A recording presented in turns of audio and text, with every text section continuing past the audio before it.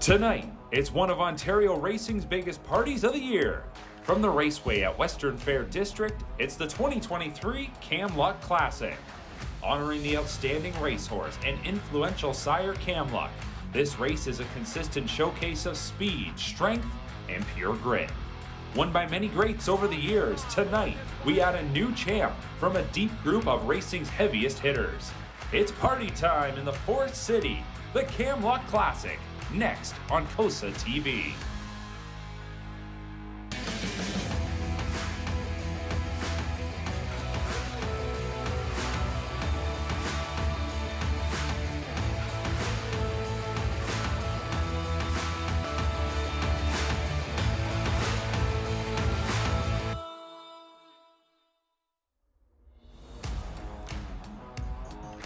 It's a packed house at the Raceway at Western Fair District, Camluck Classic night in the Forest City, and the fans have turned out in droves. An electric atmosphere on this Friday night, a beautiful Friday night. The sun is set now, starting to cool down a little bit, but very comfortable, and we are set for what's going to be a fun night of live racing right here on COSA-TV.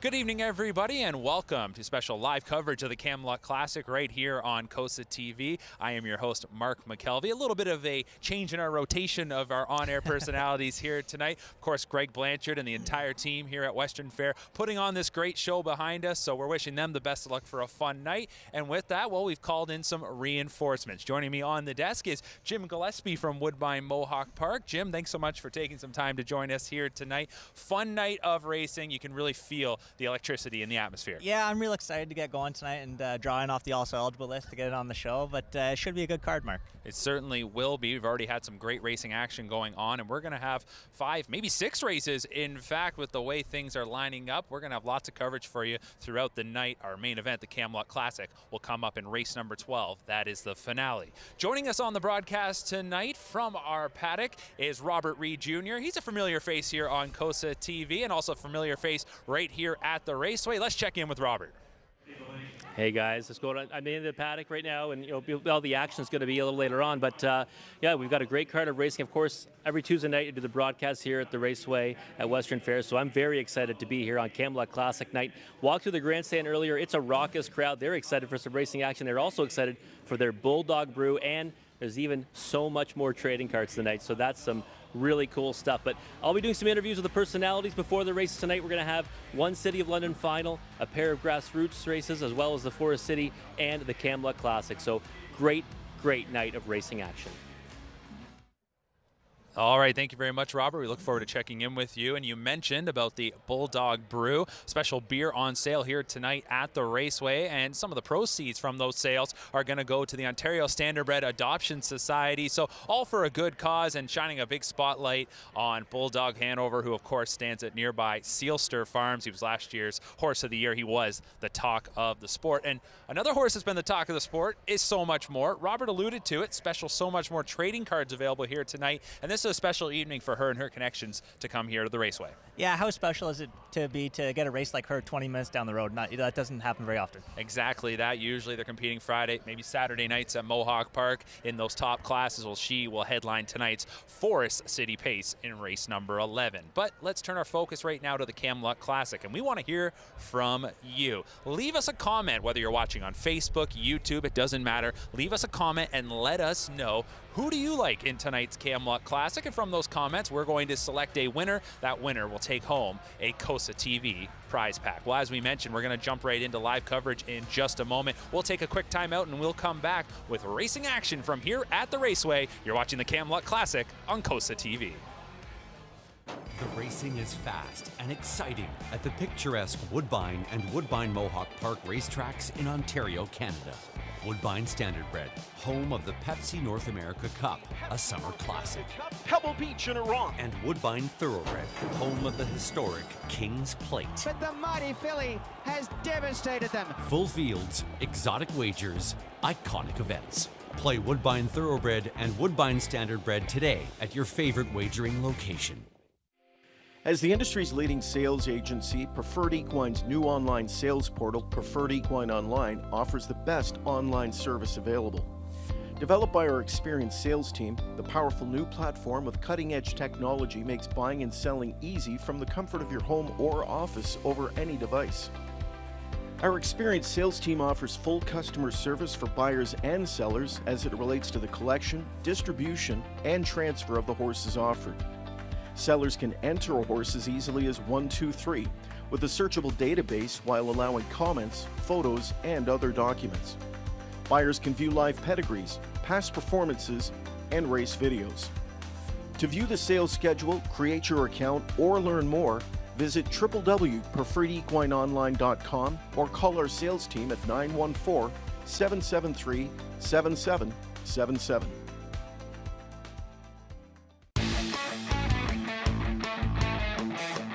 Half mile in 58 and 4.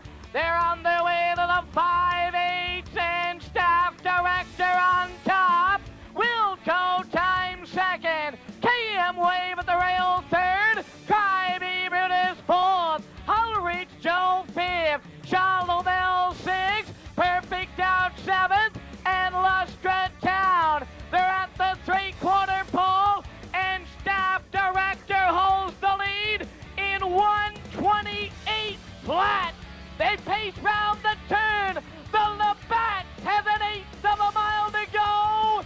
Staff director David Wall looking for his second win in 2 years. Wilco Jive. KM Wave coming up at the rail. They go to the wire. The youngster staff director and Dave Wall win it.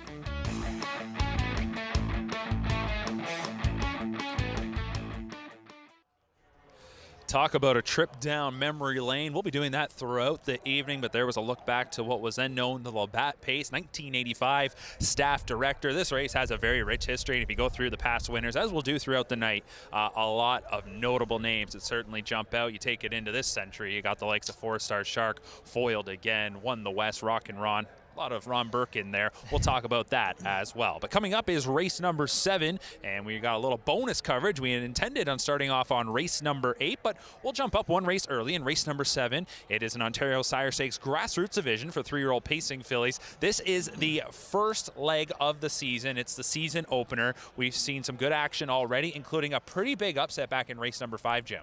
Yeah, exactly, Mark. And we're moving on to race 7, our 4th division of the night. Looks like a pretty competitive bunch to me. 3-2 from the rail, number 1, All of Me. Now, in that 5th race, there was a big bomb. Andy Moore getting the job done in race number 5 as he was able to steer Yoda Queen to victory for Jamie Doig. That one, longest shot on the board. With that, causes a carryover in the super high 5 wager. So there's going to be a carryover going into the high 5 on race number 12. A little added bonus for horse players for our main event. Yeah, it puts icing on the cake, that's for sure. Certainly does, so we'll touch on that a little bit later on. But here we go, race number 7. And one horse that I do want to point out, Jim, number 5, Shake It Twice. Ronnie Wren is in the sulky. He's here tonight to drive This Is the Plan. Are you a fan of seeing drivers that come from out of town have that opportunity to drive in races before the big one? Yeah, it gets their feet under the ground, and especially this one for sure. Ronnie Wren and Corey Kreiser, both from Ohio, and this horse is dropping out of the SBOA into the grassroots level. It'll be interesting to see what she can do tonight. Yeah, and that last start, she did finish 8th. They were going for $129,000. Pretty stiff competition in that contest. Cheesy Smile, we know what she did winning last year's Super Finals. She's kicked off her 3-year-old season with another big stakes victory. So the gate is in motion. Our first race of live coverage here tonight on COSA-TV, and we're going to send things up to the voice of Western Fair, Sugar Doyle. You bet. Here we go, Ontario Sire Stakes action. Jennifer, Dario, Alex on board for this one. From the Eye and the London Sky, here they come.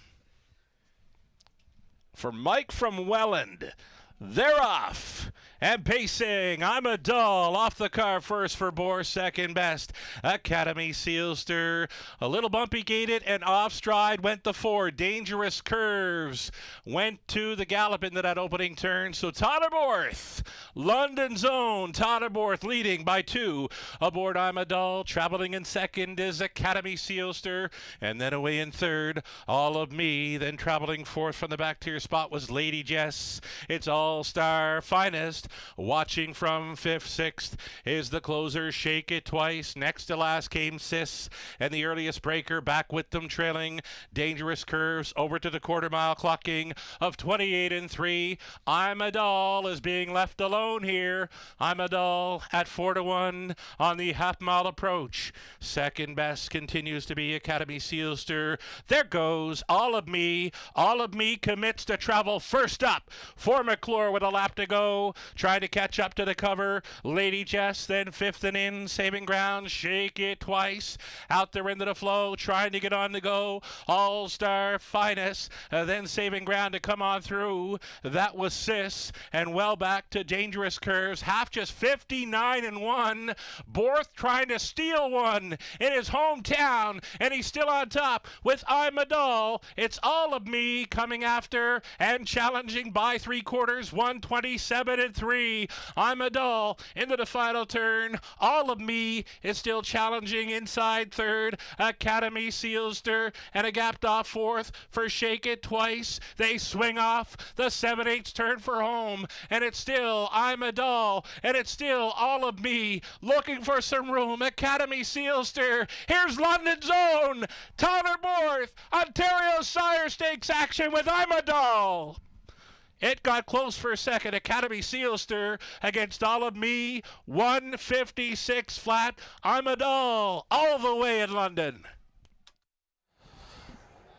Well, we might have been doing a little bit of foreshadowing. We were just talking about Cheesy Smile winning the SBOA last Saturday. She got that done for trainer John Pentland. And here's John Pentland trainee I'm a Doll taking our latest OSS Grassroots division. Does it on the front for leading driver here at the Raceway, Tyler Borth.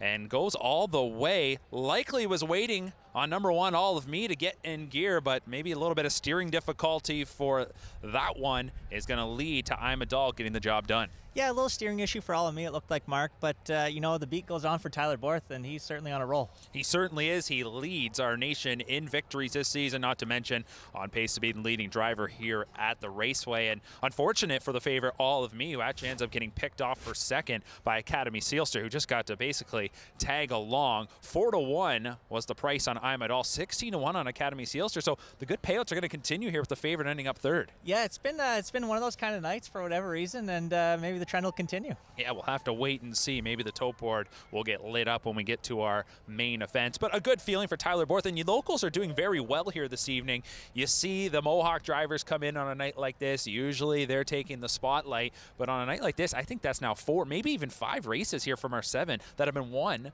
by local reinsmen. Have to think there's a bit of a chip on their shoulder. Yeah, for sure. It is always nice in a big crowd tonight, and especially you know, a night like this when you do get a chance to go to the winner's circle.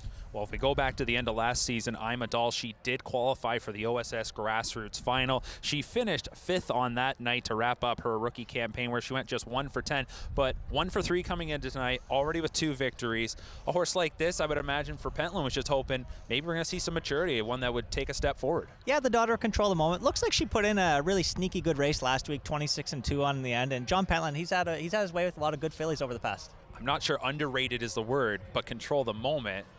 Looking like he's going to be a real good sire, and started with a really small crop. Yeah, exactly, and I know everyone's got their eye on next weekend probably is No Control in the Sun Beach somewhere. That's a good horse to mention there. If you were with us on Sunday night for our Charles Juravinsky coverage, we did talk a bit about No Control, who will be waving that local banner, likely heading towards the big 3-year-old events coming up in the next few weeks at Woodbine Mohawk Park. So it's going to be a big crowd out here in the winner's circle. John Pentland stabled nearby at Dorchester, and no surprise on a night like this, a big crowd turning out. crowd and a lot of fans and friends, I'm sure, of Tyler Borth. So there's our winner of our first race here tonight on COSA-TV. I'm a Doll at 4-1 takes an OSS grassroots division. We got more grassroots divisions coming up later tonight, but we will start to shift our focus towards previewing the main event on the other side of the break. Don't go anywhere. You're watching the Camluck Classic here on COSA-TV.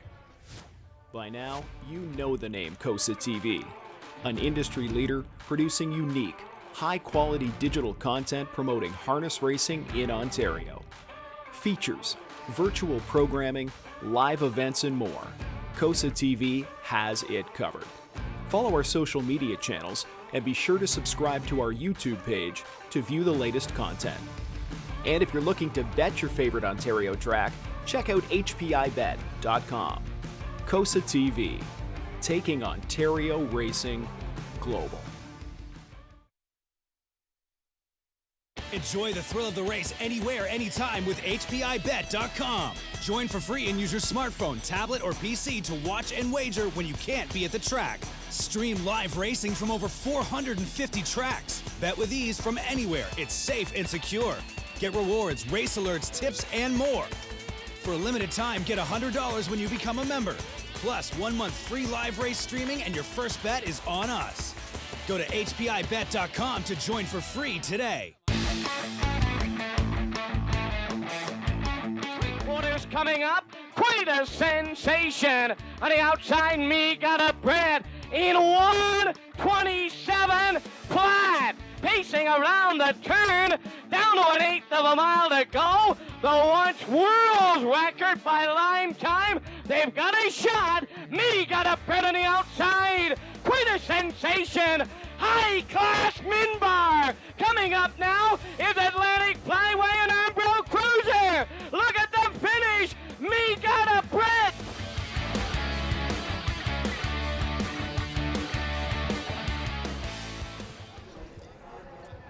And welcome back to the Camluck Classic here live from the Raceway at Western Fair District. Thanks for joining us tonight on COSA-TV. One race of our live coverage is in the books, and we're going to be checking out prices in just a moment as I'm a Doll strikes for Tyler Borth and trainer John Pentland. And here are your payouts, and it's a $10 return, $10.70, a $2 win price, $560, $330. The 2 Academy Seal Star, as I mentioned, double-digit odds, comes in second, $14.24.50, and the favorite, the 1, All of Me, returns $280 to show. That's a nice exacta, $2 exacta payout of $82.30. Dollar try, nearly $100, and that superfecta over $340 for a $1 winning ticket.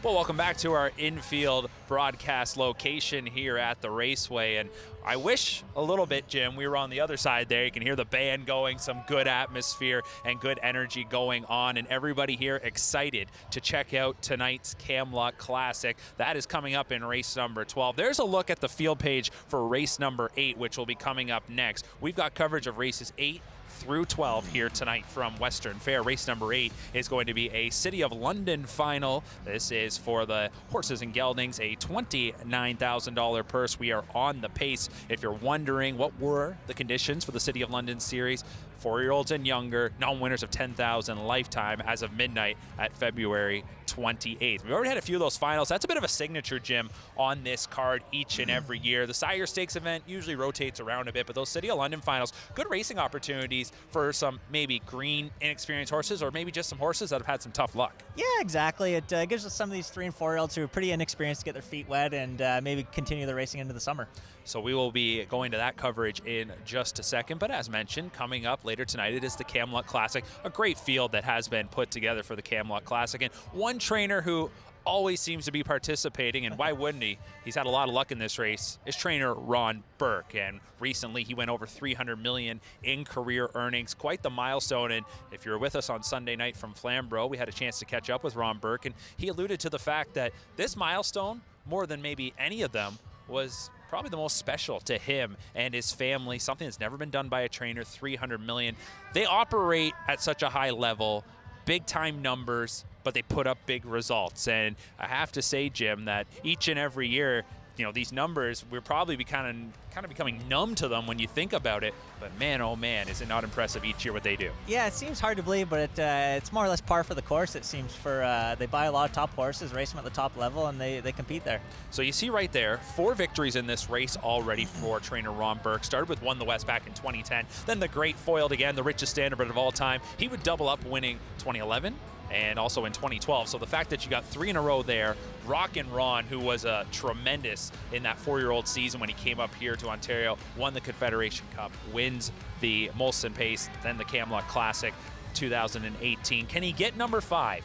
He's got a real good contender here tonight, a horse that some would say maybe he's a half-mile specialist in a sense, even though he's done maybe not that much racing on. He's done quite a bit, but he is the fastest ever on a half-mile. This is the plan. Well, 147.3, that is the quickest ever, Mark. And, you know, he's got the rail tonight, bringing Ronnie in. Ronnie's familiar with the horse, and, you know, it's going to be an exciting race. You were mentioning that a little bit earlier before we came on the air tonight, the fact that Ronnie Wren comes into town to drive for trainer Ron Burke. Does a lot of his driving for him, obviously, in Ohio, but he calls on him here tonight. And he has driven this horse before, which I think certainly needs to be noted. Yeah, it looks like he had a real good effort at Miami Valley in their big race on closing day, and the horse has gone pretty good race at the Open, and he's coming in good form. So we will look forward to that in race number 12. As mentioned, we've got coverage of races 8 through 12 still coming up here tonight on COSA-TV. And if you do want an opportunity to win a COSA-TV prize pack, make sure you do drop a comment below, whether you're on YouTube or Facebook. Let us know, who do you like in the Camluck Classic, and we will pick a winner from that. So make sure that you do have your say. Robert Reed Jr. is in the paddock, and he was scheduled to catch up with Tyler Borth. Of course, we had a little bit of a wrench thrown into our plans there with Tyler Borth getting to the winner's circle. So as they call it in the biz, we did a little bit of stretching, I guess you could say. Let's go to Robert Reed now. He is standing by with the nation's top driver. All right, we got Tyler Borth fresh off a victory in Imadal in the OSS Grassroots, Tyler. So, you know, obviously getting the win there, but tonight's got to be very special for you, right? You're a local boy. This is your home track, dominating the meet here at the Western Fair. Tell us about your season so far. Yeah, it's just I've been getting on a lot of the live horses and making the most of it. So that's all it is. Like if you're driving a long shot, it doesn't matter too much. You know, if you get on the live ones that have a chance to win the race, you just gotta not mess it up. And you know, there's a lot of talk. I mean, I'm not going to ignore it. There's a lot of talk about you possibly making a transition to Mohawk Park at some point in the near future. Is that something that you even think about, or is it just kind of take it day by day? I think just take it day by day. Obviously, it would interest me. But I'm not making any plans. Like if it happens, it happens. If it doesn't, then it doesn't. It doesn't matter to me. All right. And coming up in this next race, you've got Sporty Bob, a horse that is coming off a vet scratch sick, but before that, a dominant winner in the opening leg of the City of London. Is this a horse now that you go into with as much confidence off that vet scratch sick, or is it maybe hindered a little bit? I guess you would say it could be hindered a little bit. I would have liked to drove him again last week just to get to know him a little better, but he did race good the first leg, so it's a decent spot on the gate. So, yeah, hopefully he's as good as he was the first week and get it done. And Sweetest Belle you've got coming up as well. This is a horse that really taken her game to a whole new level in her last couple of starts when you've jumped aboard. Stepping up in competition tonight, difficult post, but can she handle those? Yeah, we're going to find out, I guess. She's been really good. There's been a little bit more there, so yeah, it's definitely a lot tougher than what she raced against her last 2 starts here, but I think she'll be up to the task. And 2 of the biggest races, I would think, in your career tonight, right? You've got the Forest City with Western Wish, and of course Nautical Hanover in the Camluck Classic. Anything, you know, looking at those races, potential outsiders, what are your thoughts on those ones? Yeah, I'm just happy to be in the race. Actually, I didn't know if I was going to get a drive in it or not. And then Ian Fleming, actually, I messaged him and I said, how many divisions of the OSS Grassroots? And he said, there's 6. I said, oh, sweet. Then he texted me back and he said, congrats on your driving the big race. I didn't even know who I was driving. Then he said Ben Belarjon. So, yeah, I mean, he's a tough post, but a good horse. So we'll see what happens. All right, there you have it. Tyler Borth, leading driver in Canada right now, folks. And if he gets a job done on one of those big races tonight, this place will explode. Good luck tonight, Tyler. All right, thank you very much, Robert, and great interview there with Tyler Borth. As you can tell, is really soaking in the moment here tonight, having some success already, and looking forward to driving in the Camluck Classic. A big opportunity for the young Rainsman. You start to take your game to that next level. We see him starting to break in a little bit at Woodbine Mohawk Park, and then when you're the big dog on the B circuit, you're going to get the call in some of these races. He'll sit behind Nautical Hanover, who was basically the last horse into the field after one dropped out. He got an invitation, and they're going to try and make the most of it. Yeah, Tyler alluded to the top post position, number 6, but he's got a horse who has good form this year, and he went through the New Holland Series with flying colors. Certainly did. That was the inaugural New Holland Series, and a good opportunity for that 4-year-old to cash in. Got the job done. James McDonald been doing the driving. Sylvain Filion then got the call for several weeks when this horse got up to the free-for-all. Back to James McDonald, and here tonight, Tyler Borth, the leading driver here at Western Fair, is going to get the assignment. So we're looking forward to that. You got a chance to check out the field of 8 that will go forward in tonight's main event. But we start to turn our focus now to race number 8. As mentioned, it's a City of London final. 3- and 4-year-olds are going to gather here. We're on the pace for a purse of $29,000. Some regulars to this circuit, but some that also came in after racing at Woodbine Mohawk Park over the last several months. Jim, when you look at this field here, the betting board really says it's competitive. It is a real competitive bunch, and you know, Tyler Borth, I believe, was listed on a few in this race, and goes with Sporty Bob off the vet scratch sick, but that first leg, 55-4, real impressive. That horse went off as a real heavy favorite in that first leg. You mentioned it, scratched out of the last leg. Any cause for concern there if you're a horse player? You know, Tyler Borth doesn't seem to think so, and post 5 doesn't hurt. Doug McNair does pick up Boomtown Boy. You know, this is a track where Doug cut his teeth at, and you know, it could be exciting to see what this horse can do. Got his first career win and his first career drive right here at Western Fair. Did Doug McNair. Has had a bit of a up and down night so far. We saw him make a break there in that last race going into the first turn. He's a veteran, he's a pro, he's one of the best in the game.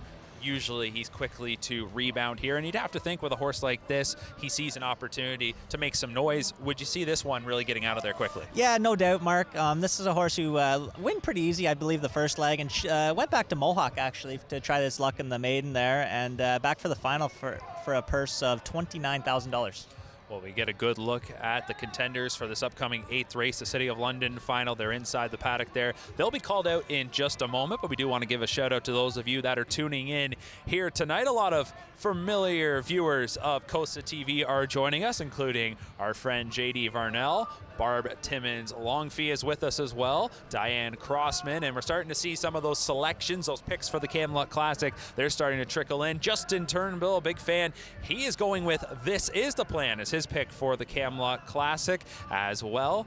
Looks like we've got a pick coming in from Mel Dennis, who's going to go with Covered Bridge. So we're starting to spread it out. We'll continue to check in with those comments throughout the night. Make sure you drop them in. Bob Roach right now chiming in, saying that he likes American history. And on a night like this, the Camluck Classic is the main event. It will be the finale, but a real good undercard. And I've always been a fan of that. I've always thought that when you've got a big race, it's nice to have that undercard there. You get some good action going. You get some nice familiar names on the card. And I think it's safe to say, whether they were racing maidens here tonight before, there was going to be a big crowd. They're really turning out here. Have to think that this is the kind of market, Jim, that, you know, you come from an area where you probably grew up going to Kawartha Downs on Saturdays. A lot of people here, I'm sure, in this London area grew up coming to the Raceway on Friday nights, and this is probably a can't-miss night for them. Yeah, exactly. It sounds like a great atmosphere over there, and something about the half-mile track, you get to see them leaving, see them at the half, and usually, and obviously, always at the finish.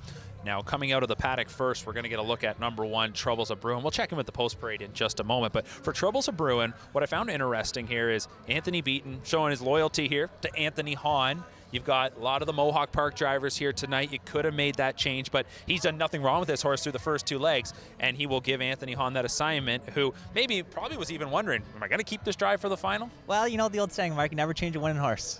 I like that. You shouldn't really mess with a winning recipe, I guess you could say, and this gelded son of Better Than Cheddar knows about winning. Already 3 for 5 this year after going winless in the rookie campaign, and that's the one thing about these horses. Sometimes it just takes a little time in finding those spots.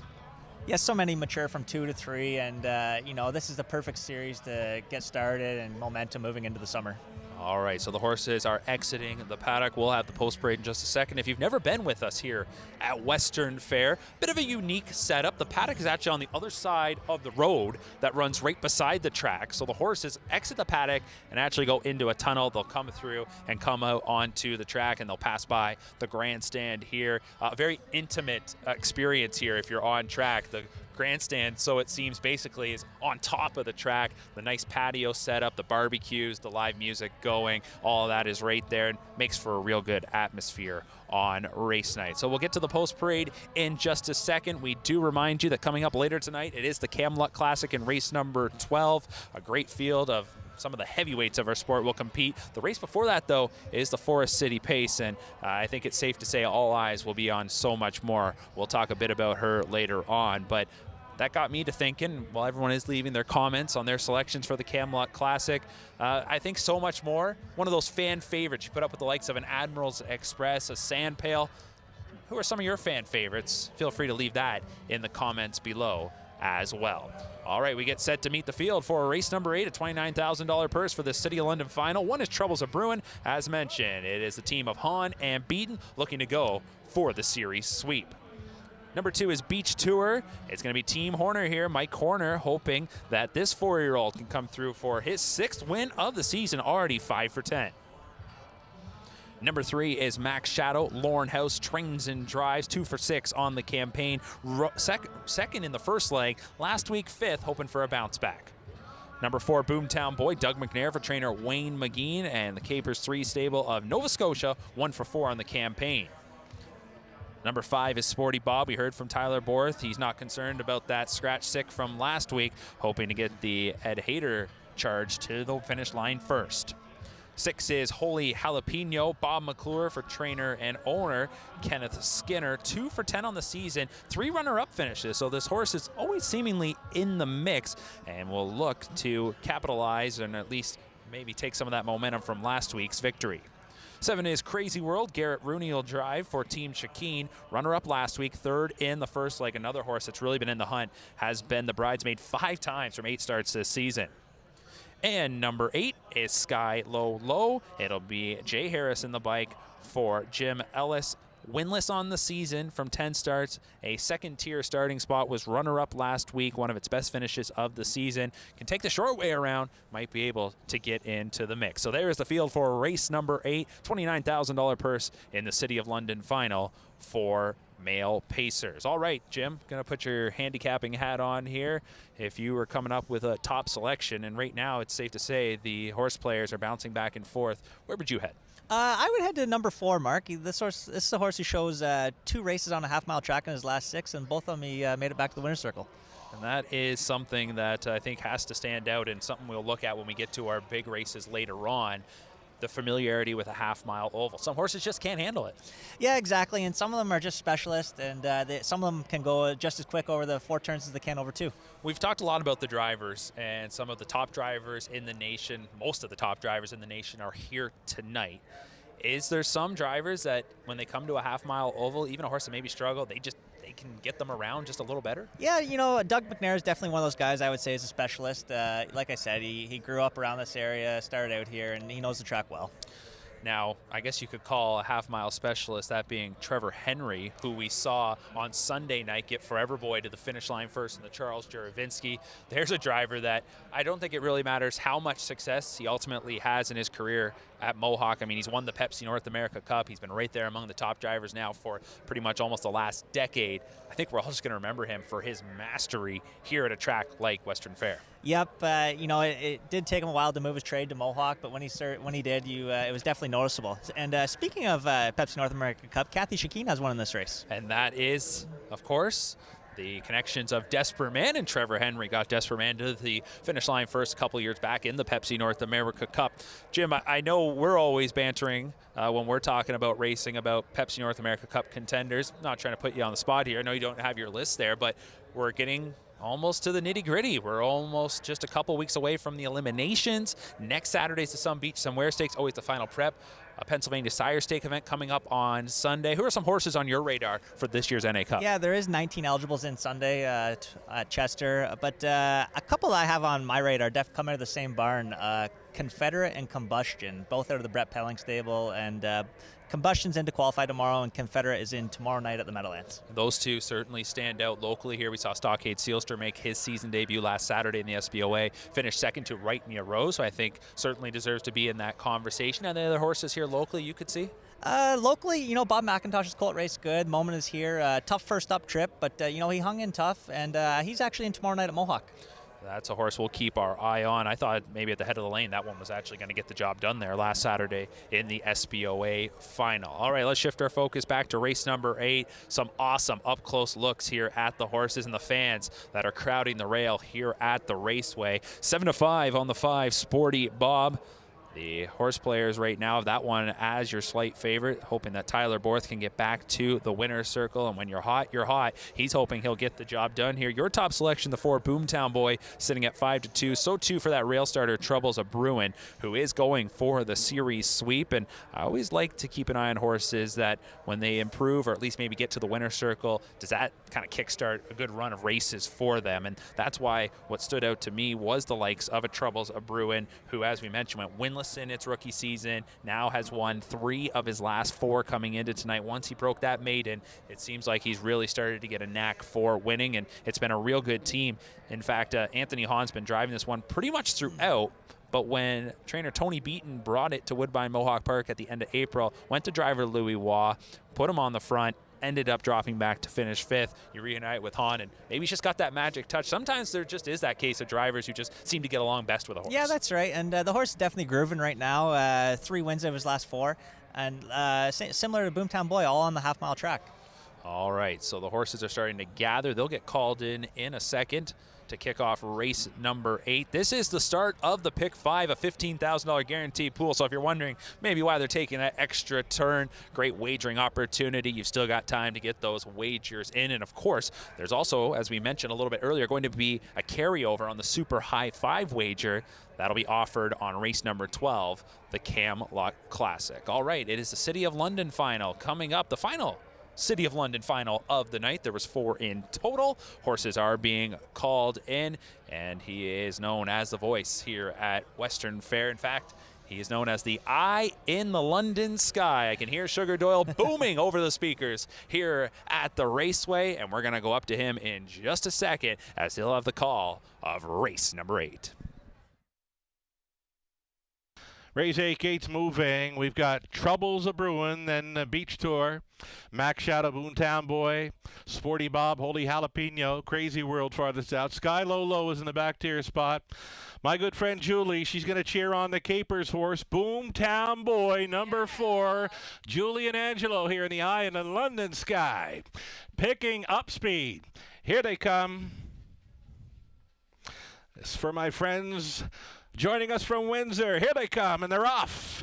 And leaving on out of there, Holy Jalapeno with a killer crossover, trying to take command, but a little bit bumpy gated through that opening turn, and snatching it up was Bob McClure with Holy Jalapeno. That's going to leave Troubles of Bruin loose on the lead here for Anthony Hahn. Troubles of Bruin on top by 3. It's Beach Tour set up for the 2-hole ride. Sporty Bob got away in 3rd, settled down into 4th after a bumpy beginning was Holy Jalapeno. The quarter-mile speed was 28 seconds flat into the far turn, and it's Troubles of Bruin still loose up front by 3.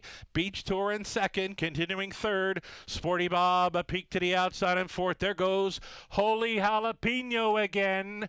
Holy Jalapeno getting underway, travels about 6 lengths off the lead. That forcing the hand of Sporty Bob to roll first up briefly. He went back down to the pylons. That has Holy Jalapeno going forward. That's cover for Boomtown Boy. Moving into 5th, getting shuffled back in 6th with Sky Low Low. Setting it up 3rd over House with Max Shadow. Tread on the field, Crazy World over the half. Only 58-1. Troubles of Bruin, the teletimer on his side at 9-2. Tippy tap reminders to go on in here. Troubles of Bruin leading. 2nd best on the outside for Holy Jalapeno. 3rd and in for Beach Tour. 3 wide on the outside. There goes Boomtown Boy. 127 and 2 at 3/4.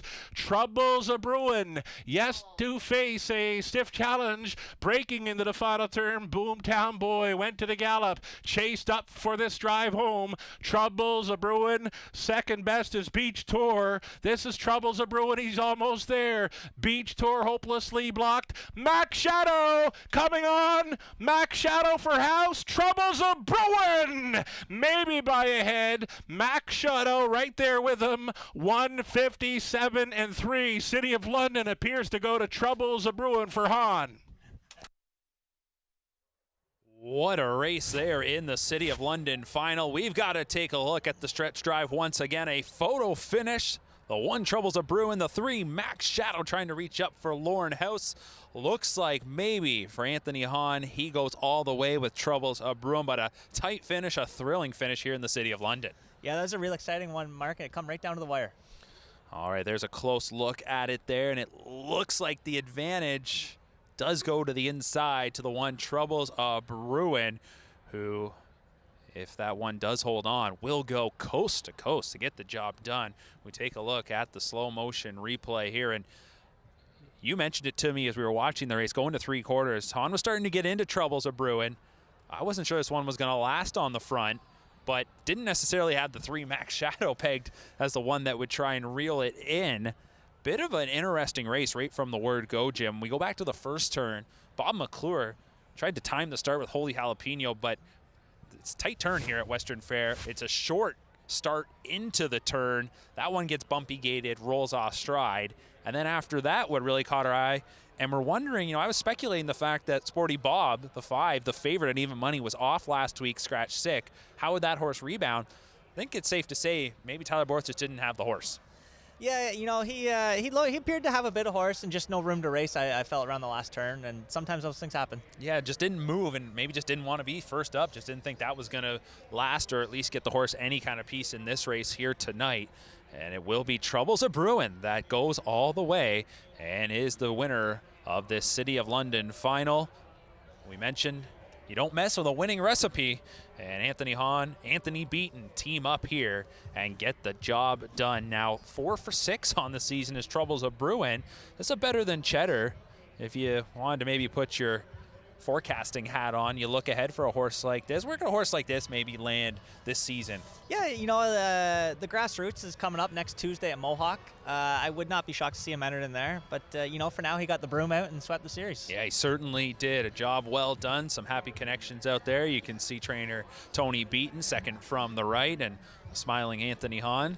Others joining them in the winner circle there. So at 9-2, think about that, Jim. A horse that won both preliminary legs has a chance to sweep. Not too often you're getting a price like 9-2. And the rail to go with it.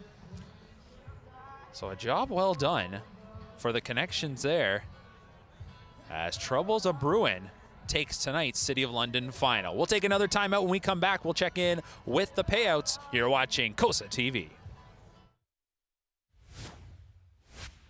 Harness Racing Update is the sport's most comprehensive and timely news source.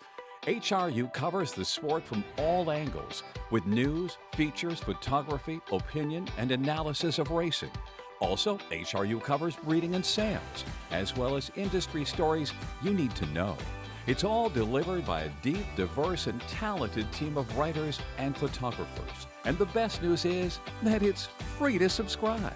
Subscribe to HRU today for free at harnessracingupdate.com and see what everyone is talking about.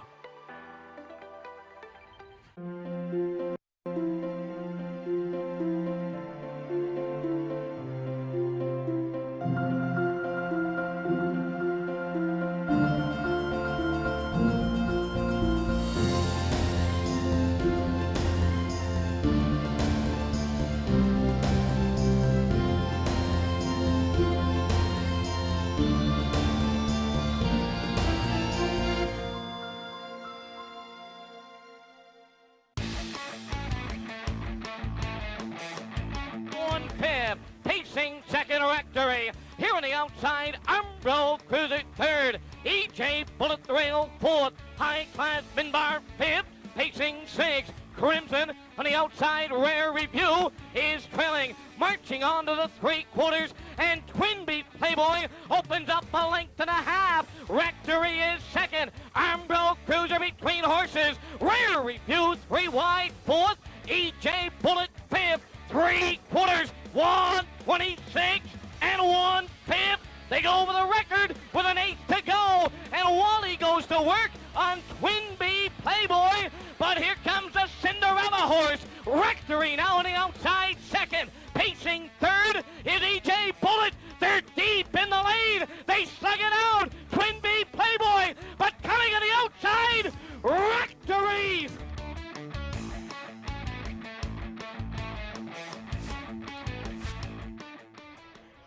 And welcome back to COSA-TV, live from the Raceway at Western Fair District. Here are the prices from race number 8, the City of London final for male pacers. Number 1, Troubles a Bruin at 9-2 is victorious, going coast to coast on the front. 11-10, 5-10, $3. Long shot Max Shadow made it a photo finish. Finishes second, returning 21.70 to place and 12.20 to show. And the 7, Crazy World, another good price, 7.80 to show. So no surprise to see the exotics come in with some juicy prices there. $194 for that $2 exacta, over $1,300 for the $1 try. And I wondered if we would see winning tickets on that super. It is 1376. You don't have to get out that 3-letter word all. $5,400 for a $1 winning ticket, over $1,000 for a 20-cent winner. So if you cashed in there, job well done. We've seen some good prices. 9-2 on a horse that ends up sweeping the series. I say that's a really good price, and we'll see if the trend can continue. So race number 8 is down, and we still have 4 more to go here tonight on COSA-TV. And coming up in race number 12, it is the Camluck Classic. And it's time to take a closer look at tonight's contenders. Let's first start with Which Way to the Beach. Hi, I'm Desiree Jones, and I'm training Which Way to the Beach in the Camluck Classic. And it's Which Way to the Beach, with Bayfield Beach in second. Here on the far outside comes Artie's Ideal with Sintra. It's Which Way to the Beach, Which Way to the Beach wins as he pleases. Before the sale, we actually were looking at 2 horses. We were looking at Beach, and we were also looking at his brother, Captain Barbosa. We started to lean towards Beach just because Pelling was pretty transparent with us. There wasn't really anything that he left to our imagination. He did tell us, you know, he thought that he was 1 notch below Allywag, which was okay for us. We didn't think that we were buying a world champion by any means when we purchased him. Gino knew that we weren't going to make back our $500,000 in the first year that we raced him. We just wanted to be a part of those bigger races, and he wanted the thrill of having a horse of that caliber. It didn't really seem like anything was wrong with the horse when we got him. There wasn't. He was really, really easy to work with, a sweetheart in the barn, sweetheart on the track, so that's kind of why we leaned towards him. So when we got him, we were pretty excited to get him. Obviously, it's nice to have a horse of that caliber in your barn. So we aimed him for the Borgata, which in hindsight was a mistake. I think that it was a mistake on all of our parts. He didn't get much of a break from his 3-year-old to 4-year-old season, and we kind of looked past that just out of the excitement of racing him. He had a lot of really hard starts at Yonkers. That took a lot out of him, and then proceeded to race against horses like Bulldog and Tattoo Artist and all of the bigger, nice horses. I think that by the end of the year, before the Breeders' Crown, he kind of showed us that it was time for him to go out in the field. It was disappointing, but the way that he's come back this year, it was well worth shutting him down. So as I mentioned, he's the nicest horse in the world to work around. I was telling James that he's a toddler, could jog him. And it was funny, his first qualifier, he went out and a bunch of dust flew, and I actually thought that the horse had knuckled over, and when James came in, he said he tried to double barrel him out of the bike. And when he said that, I said, okay, he's a lot sharper this year than he was last year, and he's just felt really good. Like, we turn him out every night, and in the morning, it's even hard to get him stopped to get him back in the barn to get his breakfast. Like, he feels amazing, and he felt that way as soon as we got him to Florida. I knew that it was the right thing when we brought him in from Kentucky. Racing in the Camluck Classic means a lot. It's right here at home. I usually send a lot of my horses to New Jersey with another trainer, and to be able to train them here myself in a bigger race like that, it means a lot to me. And thanks so much to Desiree Jones for taking some time to introduce us to Camluck Classic contender Which Way to the Beach. And Which Way to the Beach certainly had the luck of the draw. Post position number 2 tonight. And as you take a look there from the last 20 editions of the Camluck Classic, there has been a winner from each post except post number 7, and that's probably not surprising. It is the far outside here at the Raceway. It's a real tough spot, probably one of the toughest post positions in all of harness racing. And if you're wondering why there's 21 winners, well, back in the year 2000, there was actually a dead heat that year. Yeah, and I believe a good friend of ours, Mark, Jared Bothwell, was a part of that. He doesn't like to brag about it. We learned that today. But you see right there, post 1, no surprise, 5 victories from the last 20 editions, so winning at 25%. And of course, that is the best spot to be. And a horse like this is the plan, hopes to take full advantage. 8-5 is your morning line favorite. But looking towards the outside of the gate here, Jim, horses 5, 6, and 7. It's a tough starting spot here. American History, Nautical Hanover, Ideal, Some Magic. When you look at those 3, what do you see for them and their chances? Yeah, American History certainly seems to be on a bit of a heater right now as of late. And not to mention, this is a horse who currently holds part of the track record at Yonkers Raceway, 149-3 with 3 other horses. So a horse that does have some good experience on the half-mile oval. Post 6 start will be Nautical Hanover. We talked about that one. And post 7 for Ideal Some Magic. We'll learn more about that finalist a little bit later on. But let's go now to the paddock once again. Robert Reed Jr. standing by with a special guest. All right, I'm here in the paddock with Bob McClure. He's going to have a drive in each of the big races tonight. But before we get to that, Bob, I want to talk about Twin Delight. Really nice 2-year-old season for this filly in the grassroots. 2nd in the OSS grassroots final last year. 7 top 2 finishes. First start of the year, didn't pick up a check. Came last 3 quarters at 122. How did it seem from your perspective?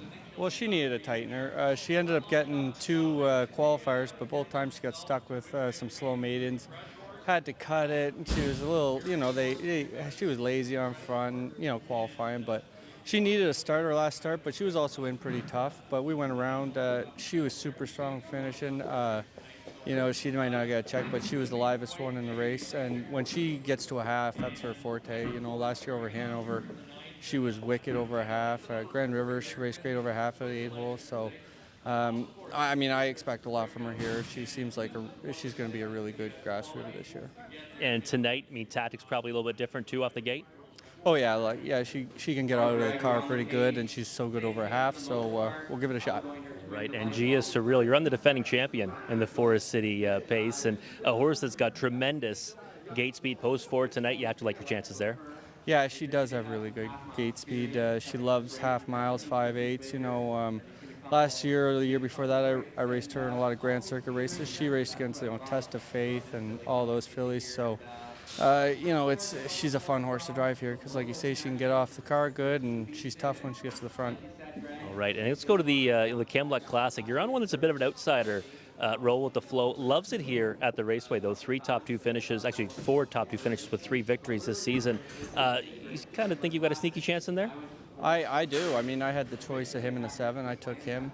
The Confederation Cup, he was great. I screwed up leaving. I had him real keyed up to leave, and when the car went to take off, he just put in some shuffles, and he got left at the gate. It's unfortunate. He was the livest in the last quarter.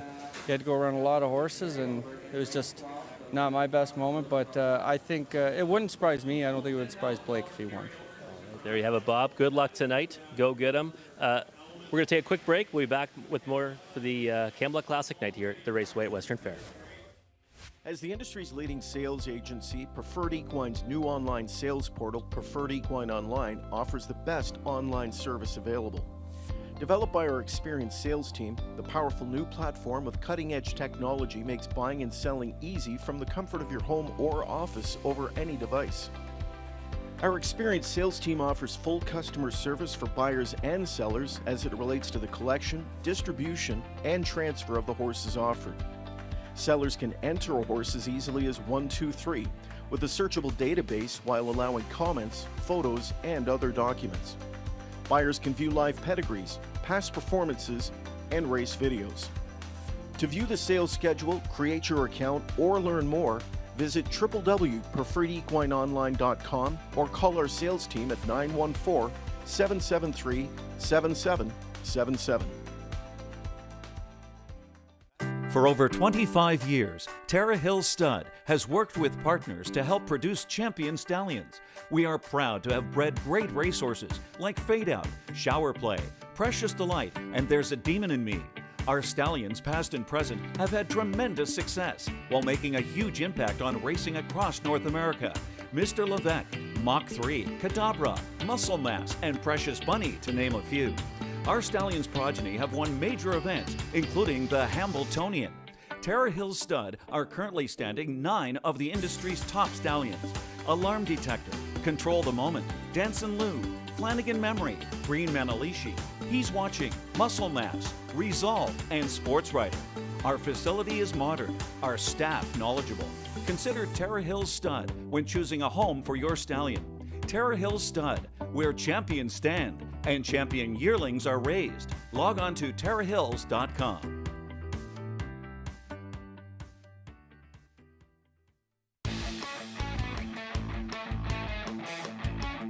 Ben Turbo pinned down in fourth. Rare Jewel will have to swing 3 wide if he's to defend his Molson Pace title from second over fifth. Silent Swing has pulled the pocket on Tigerama. Eagle Luck is pinned down in 6th. Zuka under urging 7th on the outside, and Action Figure is distanced. Tigerama, Silent Swing is taking him on and staring him down and pokes a nose in front on the last turn.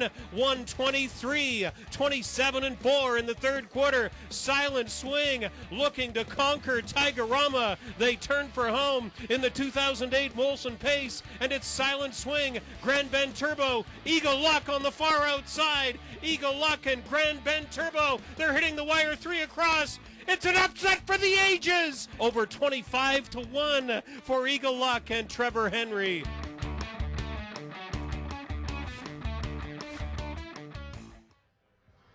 And there's a nice fitting throwback as we continue to go down memory lane. 2008 Eagle Luck for trainer Greg McNair. Driver Trevor Henry, we talked about him being the kingpin here at Western Fair so many years.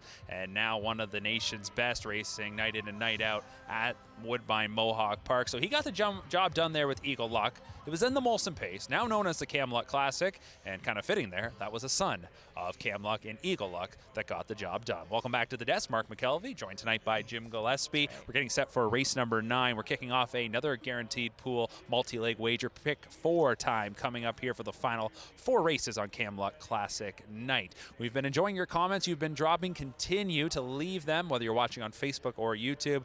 Let us know who you like in tonight's Camluck Classic, and you'll have an opportunity to win a COSA-TV prize pack. All right, Jim, we're turning our focus as we continue with OSS grassroots action. So we went from the City of London back to the grassroots action. 2 more legs to go.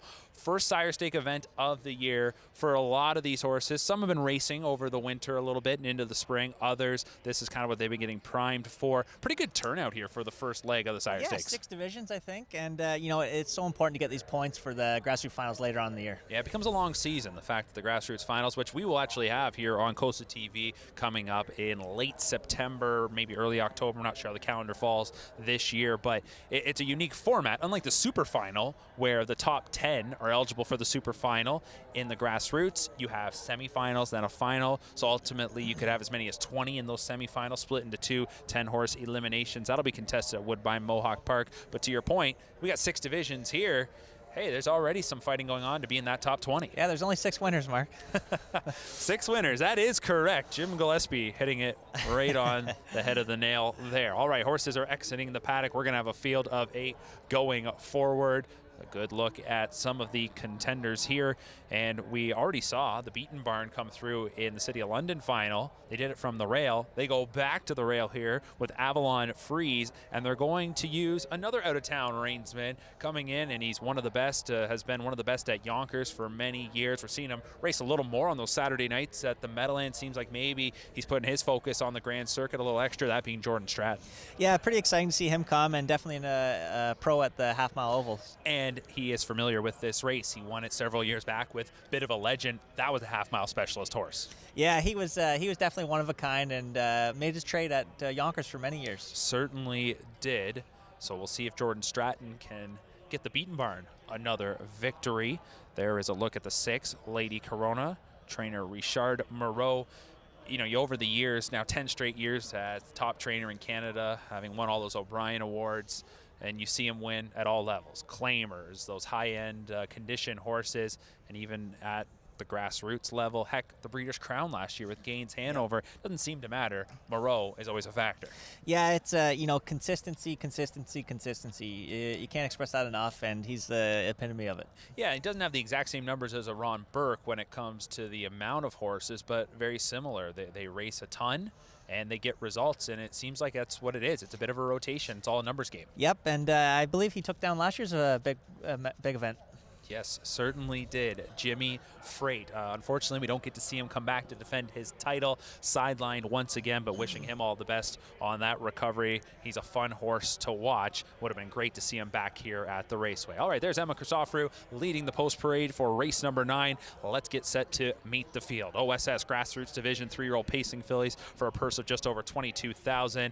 Tony Beaton looking for another win goes to Jordan Stratton with Avalon Free. He's been racing exclusively at Flamborough this season, so very familiar with the half. 2 is Treasures Watching, Paul McKenzie for trainer Eric Wilson, 3rd in that one's last outing, looking to break the maiden with an upset tonight.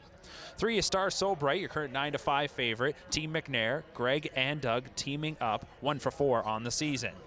The next horse we will meet is the 4 Twin Delight. We heard from Bob McClure. He likes this horse here, as this one will look for its first win of the season after a real successful rookie campaign, runner-up in the Grassroots final. 5 is True That, Colin Kelly for trainer Tisha Symes. Another one looking to break the maiden. 5th last time out in the maiden at Woodbine Mohawk Park. Has been collecting checks on a regular basis. Number 6, Lady Corona. We talked about trainer Richard Moreau. James McDonald, we haven't talked about him just yet tonight. He never flies under the radar these days. He'll team up with this filly coming in from Trois Rivières. 7 is Miss Amber, Tyler Borth, or trainer John Pentland. We saw them win the last OSS Grassroots Division, so hoping to double up. And from the second tier, number 8 is Storybook Bella, trained by Kyle Fellows. Trevor Henry is in the sulky. 1 for 6 last season, 0 for 4 so far. Has been racing at Woodbine Mohawk Park and has picked up a check in all 4 of those starts here at age 3. So there is the field for race number 9 as we continue with the OSS action. Jim, bit of an open book here. Let's see. Sure is. Take your opportunity, maybe go through who you would peg as the top pick or maybe the top couple in here. Yeah, definitely Twin Delight's going to be on the radar. I believe she was the point leader last year for the 2-year-old fillies, and her record speaks for itself. 9 starts, 4 wins, 3 seconds, and $62,000 bankroll. She's one who had 2 qualifiers, a first start 52-1. She should be tight and ready to rumble tonight. So she right now is 3-1. 9-5 favorite is the 3 Star So Bright, and here's one that you're maybe leaning towards Twin Delight. I'd have to think you'd probably have this one maybe just behind, and probably not a surprise based on the results we've seen from this horse and what really stands out to me, the way this one's been finishing its miles. Yep, exactly. Actually a $250,000 yearling ticket. Extremely well bred, second dam American Jewel, comes from a royal family, and she's one I can see just making baby steps but progress in the right direction. And last year, this one spent a little time in the Brett Pelling barn as well with Team McNair. A big ticket yearling, you can't give up on them too quickly because there's a reason these horses are big tickets. They've got the pedigree, and maybe eventually it does shine through. Yep, and tons of betters. The lights are, you don't want to give up on them too early. Out of a Some Beach Somewhere mare, we continue to look through this field as we're just a couple minutes away from race number 9. Horse that I'm interested to see here is the 6 Lady Corona, James McDonald for Richard Moreau. Reason being, this is one that's just been racing in Quebec, and now this year they decide, let's take on that grassroots right from the start. I would imagine we'll see this one more than likely right through the summer, but there still are those racing opportunities for those Quebec breds to go back, so maybe it'll be a little bit of conversing cross provinces for this one. A filly that has got the confidence on her side based on the fact that she's got wins in her last 2 for 3 this year after going 2 for 10 last season. I know it's not the same, maybe necessarily the same quality that she'll be facing here tonight compared to what she was facing before. Maybe it's a bit of a step up, but that said, she knows how to get around a half. Yeah, and looks like she took down Division of the Bombardier, signature event for the 2-year-old pacing fillies at 3 Rivers. And, 28-1 last quarter or last start, that's got to be pretty decent around there. Do you question the fact, though, that, of course, she's the heavy favorite in both those races? She was 10 cents on the dollar last time out. She gets the front, and they probably just kind of let her go around. Yeah, lots of respect, and, saved a lot of gas in the tank, I would say. But she does pick up 2 O'Brien Award winners tonight. Certainly does just that, and we've seen James McDonald get to the winner's circle a couple times already here tonight before we came on with this live coverage. There's an awesome look at the grandstand here at Western Fair, as the fans are either out at the rail in their seats or getting those last-second wagers in here for race number 9. And this $10,000 guaranteed pick 4. This is a pretty nice sequence. We already just kicked off the pick 5 back in race number 8. I'm always a fan of getting those pick 4s kicking off right after that opening leg of the pick 5 because guess what? A lot of horse players, you've mapped out that pick 5 sequence. If you get knocked out in round number 1, you're probably going to go right back in. You're already in, right? No need to waste any time handicapping. You've already gone through those races. And, if we looked at this pick 4 sequence, usually I'm trying to find the race where there's a key. Where's one that I can just single in on, and after that, maybe start to spread a little bit. With so much more in race 11, the Forest City Pace, would she be that key option? Yeah, she's. You would have to think so, but I wouldn't be willing to write off Gia Surreal quite yet. That's exactly what I was thinking as well. Gia Surreal certainly stands out. She was the winner last year. We'll talk more about that race coming up a little bit later on. It is race number 11 on our coverage, still a couple races away, but last year it was a very eventful mile, not in a good sense for so much more. We probably didn't get to see her true colors in that race. They're looking for a little bit of redemption, but Gia Surreal certainly knows her way around a half. A driver that knows his way around a half, he was the kingpin at Flamborough Downs for many, many years, as Paul McKenzie. Long shot chance here with the 2 Treasures watching, but with the way things have gone here tonight, we really can't rule out these long shots. Yeah, anything can happen, and it's just been one of those nights, Mark. A couple of maidens in this field, so now would be a perfect time to get to that winner's circle for the first time. The 2 Treasures watching, 0 for 11. The other one that's looking for its first win is the 5 True That, who's 0 for 12. And this one was actually 3-1 on the morning line, up at 18-1 right now. Colin Kelly's had a lot of success over the years here at Western Fair. He'd like to get on the board here with this Tisha Symes trainee. All right, the starting gate is beginning to move into position. We're nearly set for tonight's 9th race. It is the 5th of 6 OSS Grassroots divisions for 3-year-old pacing fillies. Let's go up now to track announcer Shannon Sugar Doyle.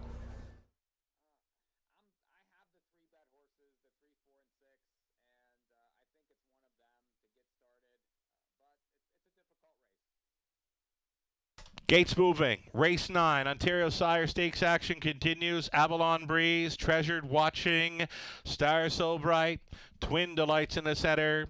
Then True That, Lady Corona, Miss Amber, back tearing it. Story Book Bella. 1/8 of a mile from the start.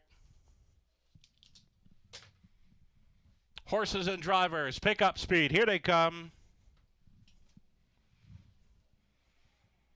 Off and pacing, Lady Corona looking for the lead. Twin Delight is there up between pacers. Star So Bright stacking them up. Jordan Stratton up from the US of A has them 4 deep through the opening turn with Avalon Freeze. Bending but not breaking through that opening turn. Twin Delight took control. Along the inside now, Star So Bright. Along the inside to be third was Avalon Freeze. The worst of it, absolute worst of it for the 6.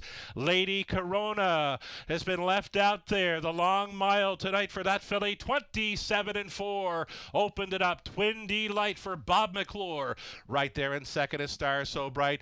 Avalon Freeze looks at it from third. Plugged in from fourth was Story Book Bella. It's the uncovered and parked out Lady Corona hanging around there, out there in fifth. And that's going to be cover for a moving up Mist Amber and Borth. The back markers are True That and Treasures Watching. Half dined up in 58-2. Comfortable up front. Twin Delight. Second best now. Rushing and brushing again comes Lady Corona. Third and in for Star So Bright. Carried up into it Mist Amber. Then a buried fifth for Avalon Freeze. Setting it up third over was a True That. Then along the inside came Story Book Bella. Trailing was Treasures Watching. Up and by 3/4 they go. And it's still Twin Delight. And it's still Lady Corona. 127-1 for 3/4. Third and in for Star So Bright. 3 deep out there goes Mist Amber. And following on that move is True That. Just over 1/8 of a mile left to go. And it's Twin Delight still the one right there in second. Star So Bright will get a shot if she's good enough. Lady Corona finishing third. Right now, that is Twin Delight winning like a boss in Ontario Sire Stakes action. A wrapped up winner for Bob McClure. Star So Bright was third. Lady Corona did get third. That was Star So Bright finishing second. 155-2. Twin Delight at 4-5. Well, Twin Delight, we talked about her being the leading point earner last season in the grassroots, and, well, she's going to pick up all the points here in this division as she goes all the way. 155-2, Bob McClure in the sulky, and this is a filly that last season just once missed the top 2. There's a ton of talent here. Maybe even the kind of filly that might be ready to make that jump to the gold. Yeah, you know, she was ultra impressive. Looked like Bob had quite a bit left in the tank after the mile as well, and she is one I think could maybe make the plunge into those gold ranks. And I'm going to say here, the 3 Star So Bright, we talked about, she's got the pedigree, and I think she's going to continue to develop.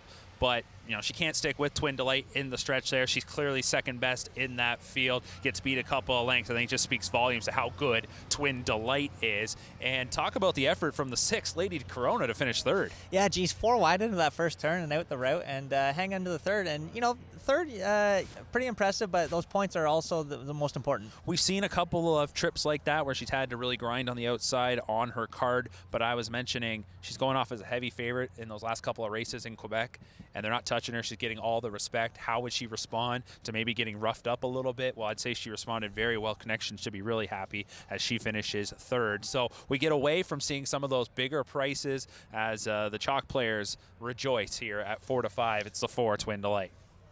All right, we'll watch that one come back to the winner's circle here. Bob McClure, he'll feel pretty good about that, getting on the board here. This daughter of Better's Delight out of the Sports Strider mare, Twin B Cheeks. Hut Racing stable, so a win-back bred, and now is 5 for 10 in the career.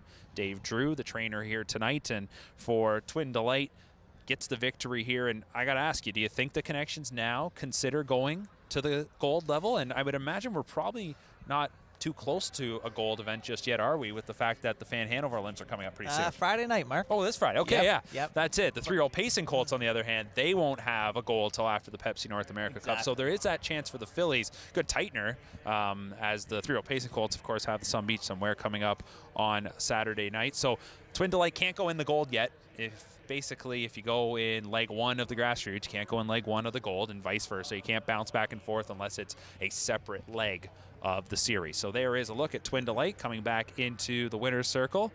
See Pat Woods on the right side there. Of course, the main man of Winback Farms up here in Ontario. He'll give Bob McClure a fist bump as it's lots of smiles there, of course, whenever you're in the winner's circle, as Twin Delight is victorious in our latest OSS Grassroots Division. One more Grassroots Division coming up. That'll be in our next race, race number 10. Time for another timeout. When we come back, we'll have the payouts from the 9th.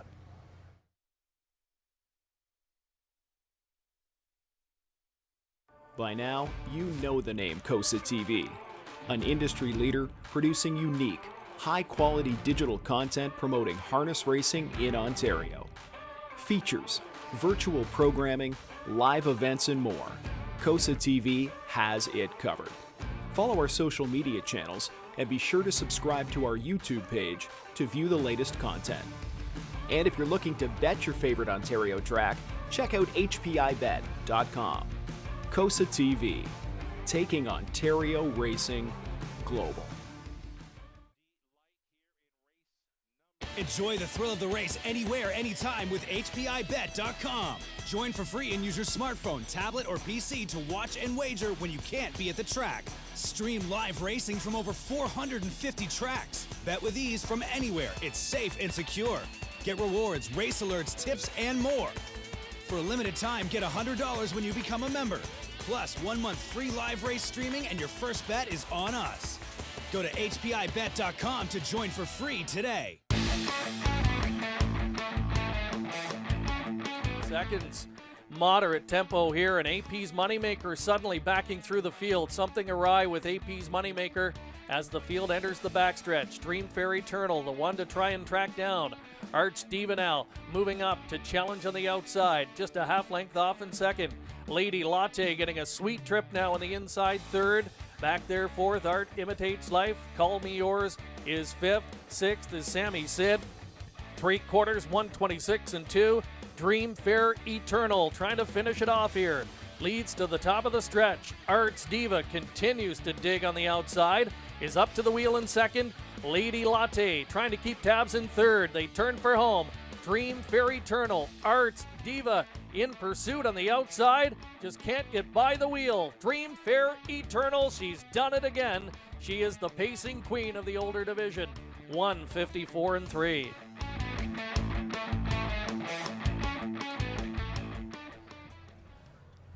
The main event might be the Camluck Classic, but next on the billing, of course, the Forest City Pace. There was a Canadian pacing queen in Dream Fair Eternal, an all-time great. We'll see another pacing queen and so much more later on in race number 11. Time for the payouts from race number 9, and as mentioned, the favorites do come through. The 4 Twin Delight returns $3.90, $222.10. The 3 Star So Bright, $222.10, and the 6 Lady Corona, $3.30. And not the biggest payout you're going to see for the exotics there, as the top dogs in that race certainly did come through. And for the 4 Twin Delight, Jim, we looked it up during the TV timeout, is eligible to the Fan Hanover, so we're talking maybe taking that jump to the goal, but you have to wonder if the connections are wondering about paying that starting fee for the Fan Hanover. Yeah, you never know. That is an extra jump mark with, and that's a deep group this year.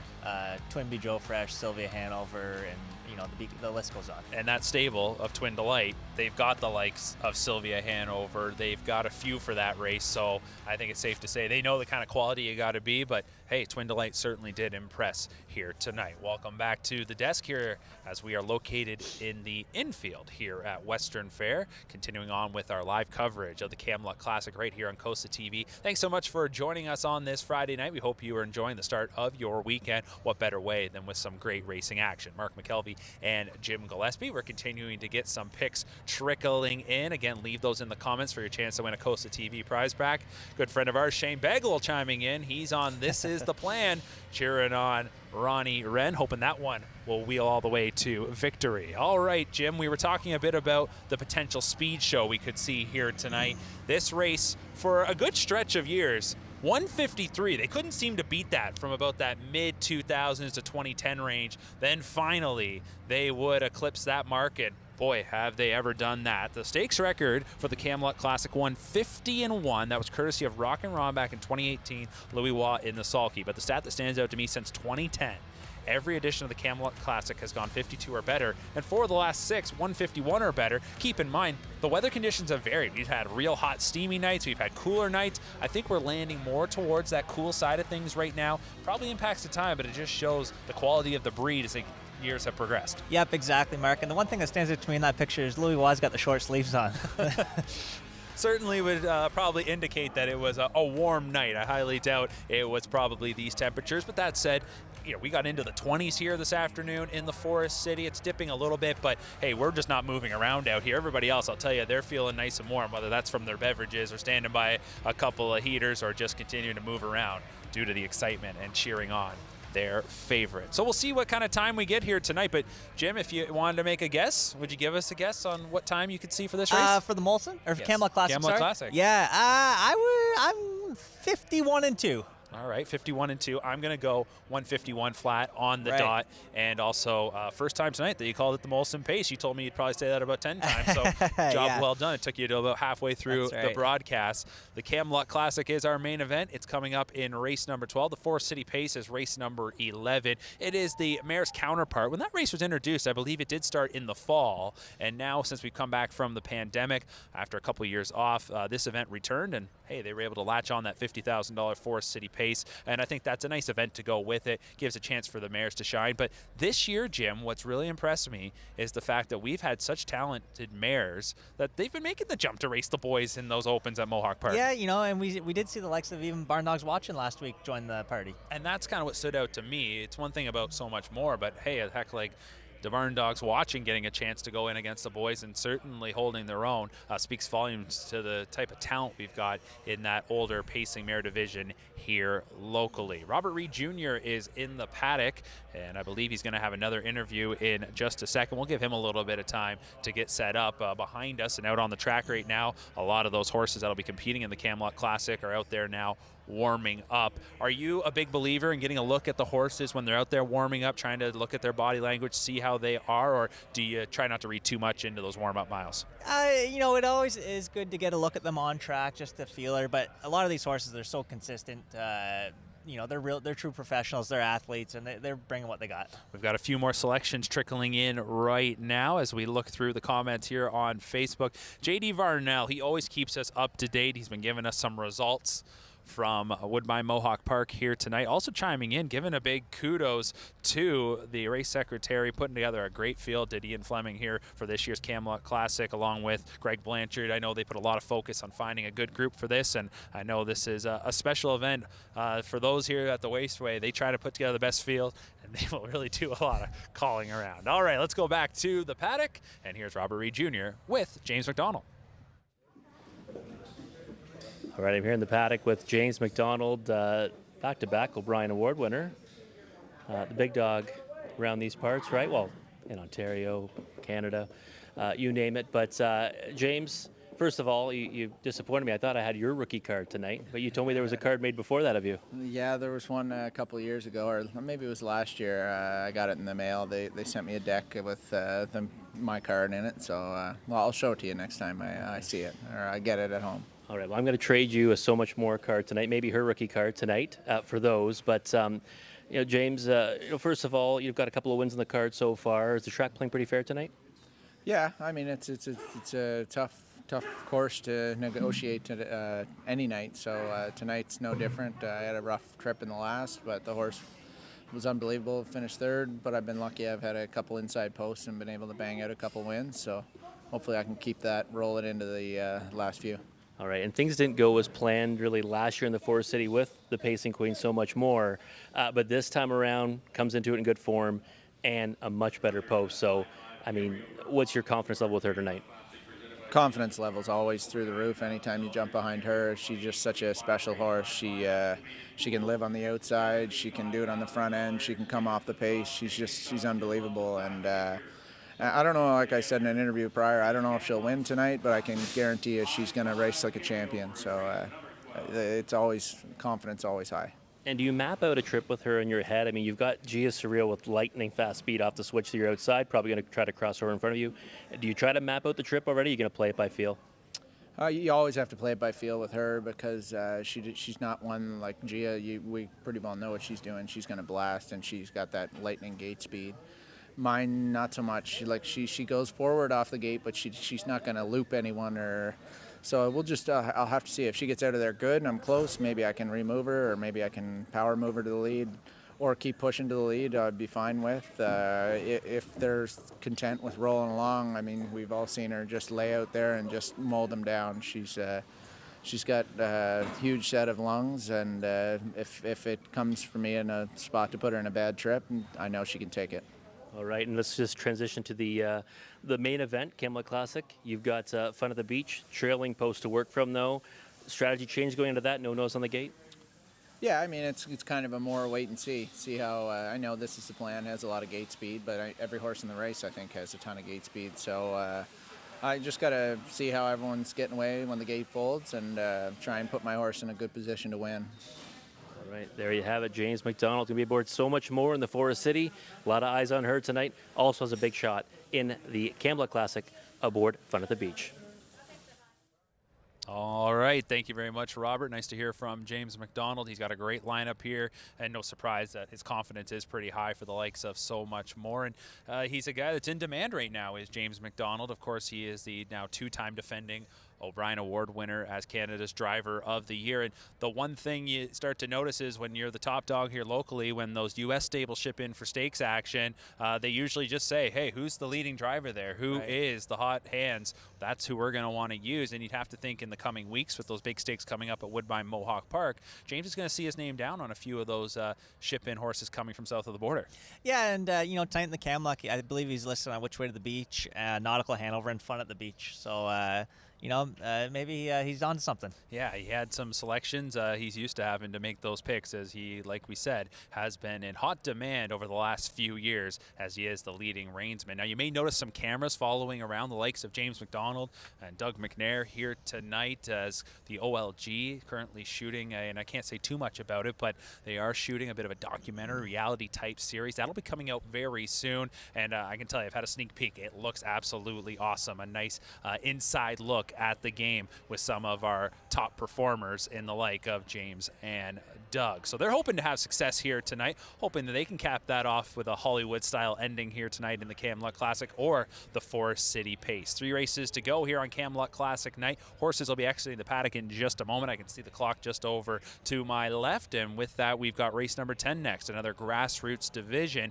3-year-old pacing fillies. Before we meet that field, though, Jim, we continue to focus on what could be coming up in the next few weeks, and we talk about some of those top older horses that are now competing in some of our Grand Circuit events. We see them in race 11 and race 12. So much more. She'd have the Roses Aretta limbs coming up pretty soon. Race number 12, well, we don't have an elimination final type event on Pepsi North America Cup night for the older male pacers. There is a race like the Mohawk Gold Cup, and getting an invitation to a race like that, just like the Camluck Classic, is usually pretty coveted. Yeah, and you know, some nights that can be a pretty deep field, and sometimes you know, the winner of the Camluck Classic is their name's usually in the ring. Yeah, they're certainly usually right away. That's a horse that probably is going to get an invitation no matter what to come back in a few weeks' time. And there's a couple other big of the open events coming up. You know, Harris Philadelphia's got one on Sunday afternoon. The Battle of Lake Erie usually ties in really well with the Camluck Classic. Usually you see horses go from the Camluck Classic to the Battle of Lake Erie. But for those older horses, really, Jim, when we get to this time of the year now going forward,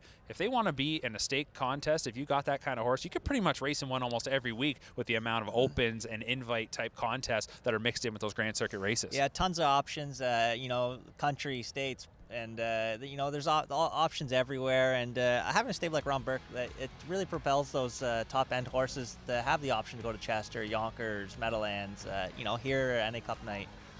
So we're getting set for race number 10. As the 3-year-old pacing fillies will be coming onto the track in just a moment. Talking about some big events this weekend, I know you've always got your eye on what's going on in Sweden. The Elite Lop coming up on Sunday afternoon. Most people here locally, I imagine if I said, who's your pick in the Elite Lop, I'd probably really be putting them on the spot, unless they knew of a local horse there. No local horses, but some North American flavor over there this year. What do you think of the group that'll be competing on Sunday morning at Solvalla? Yeah, we're getting our first look at Dexter Dunn, actually. Tomorrow morning, he's got 3 drives Saturday and 3 drives on Sunday, and well, he does have one in the big race, and hopefully he gets a shot and gets in the final. August Fonstead is also there, so the fact that there is a little bit of what we see here in North America over there, I think adds a little bit of extra intrigue. No Canadian trotter in the race last year. We did get a chance to see one of our own in Perfetto go over there, and I think that just makes it a little more special for those at home. But it's that kind of race that no matter what, whether you're familiar with the starters, you find that intrigue because you like big trotting, you like big events, and that's exactly what the Elite Lop is. You've had the chance to go there a few times. Yeah, you know, when you do get that opportunity to go, you can tell just getting your nose on the gate, you've already won being in the race, regardless of how you finish. It's just a really, really cool experience. I would think that that would be a trip up there that you would highly recommend to any harness racing fan. Anyone who gets a chance, yep. It's 2 heats, a big crowd, and lots of fun. And I think if you're on social media, which you probably are if you're tuning in here tonight, look for those videos over the next couple of days when they open the gates, the mad dash to get a good spot. Were you in those mad dashes? No. I might have slept in maybe a day or two.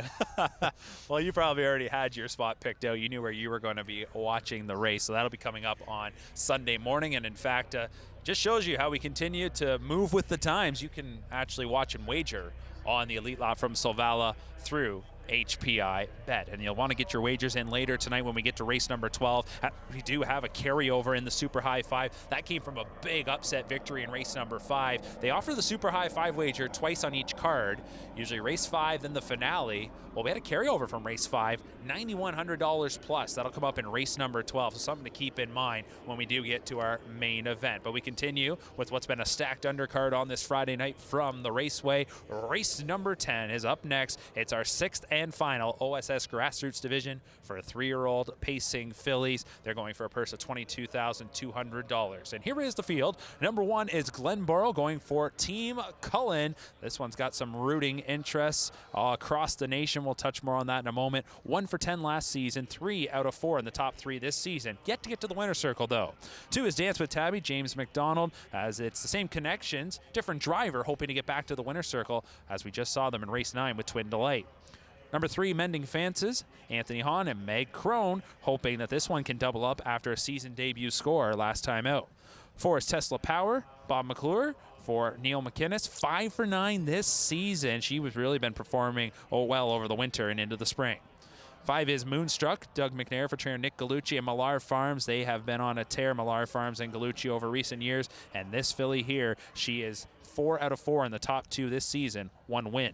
6 is Sweetest Belle, Tyler Borth, driving for trainer Susie Kerwood. This one looking for its 3rd straight win, back-to-back scores, including last time a 10-length score right here at the Raceway. Number 7 is Cheese So Pretty. Outside starting spot will be tough here for this Tony Beaton trainee. Jordan Stratton will try and map out a winning steer. 3 for 11 last year, still looking for that first win of the season. And from the second tier, number 8 is Mighty Mary. Jason Libby trains. Trevor Henry will steer here tonight. 1 for 2 this season. Got into the winner's circle back on May 16th here at Western Fair. That was a pretty gutsy victory, going 3 deep to 3/4 to get the job done, hoping that they can parlay that into another score here tonight. So there's your field, a field of 8 for race number 10. OSS Grassroots action going to wrap up here as we've had an action-packed night. Seeing some of the best here in the province. There's a look at the 1 Glenboro, your current 7-5 favorite. And Jim, this one certainly has a big cheering section. Yeah, I believe as you were telling me, Glenboro, the town where the Cullens were from. That's correct, in Manitoba. And this is a filly who, you know, a little camera shy, only the 1 win, but second in the Battle of the Bells last year, and the bank account to go with it. Yeah, and so of course the folks back in Glenboro, maybe even tuning in here tonight on COSA-TV. If you are, let's hear from you in the chat. They'll be rooting on this all bets off filly as she looks to get the job done from the rail. Their 7-5 favorite for owner-driver Travis Cullen, Jody Cullen, the trainer. They perform very well, high percentage barn, and this is the filly that last year I was a big fan of her just watching her. I thought she turned in some pretty good efforts, and I just think she has that ability to take another step forward, although she's already got 4 starts under her belt and yet to get to the winner's circle. So I could see where maybe you're a little hesitant to put this one up top. If you have to go through the rest of the group, 2 through 8, where would you look? You know, you allude to Nick Gallucci, Miller Farms, and this filly looks like no different. 4 starts, 1 win, 3 seconds, and you know, her second she didn't miss by much. 27 flat, just picked off, and I would assume she'd be going forward tonight.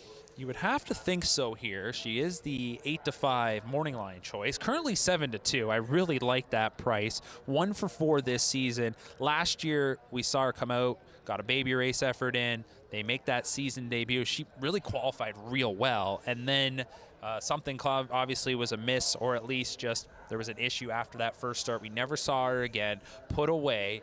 And, you know, I think it's got to be tough for Connections. You know, you would know well that when you got a young horse and it comes out and you've been putting all that time and effort in and that money, you want to see some results right away.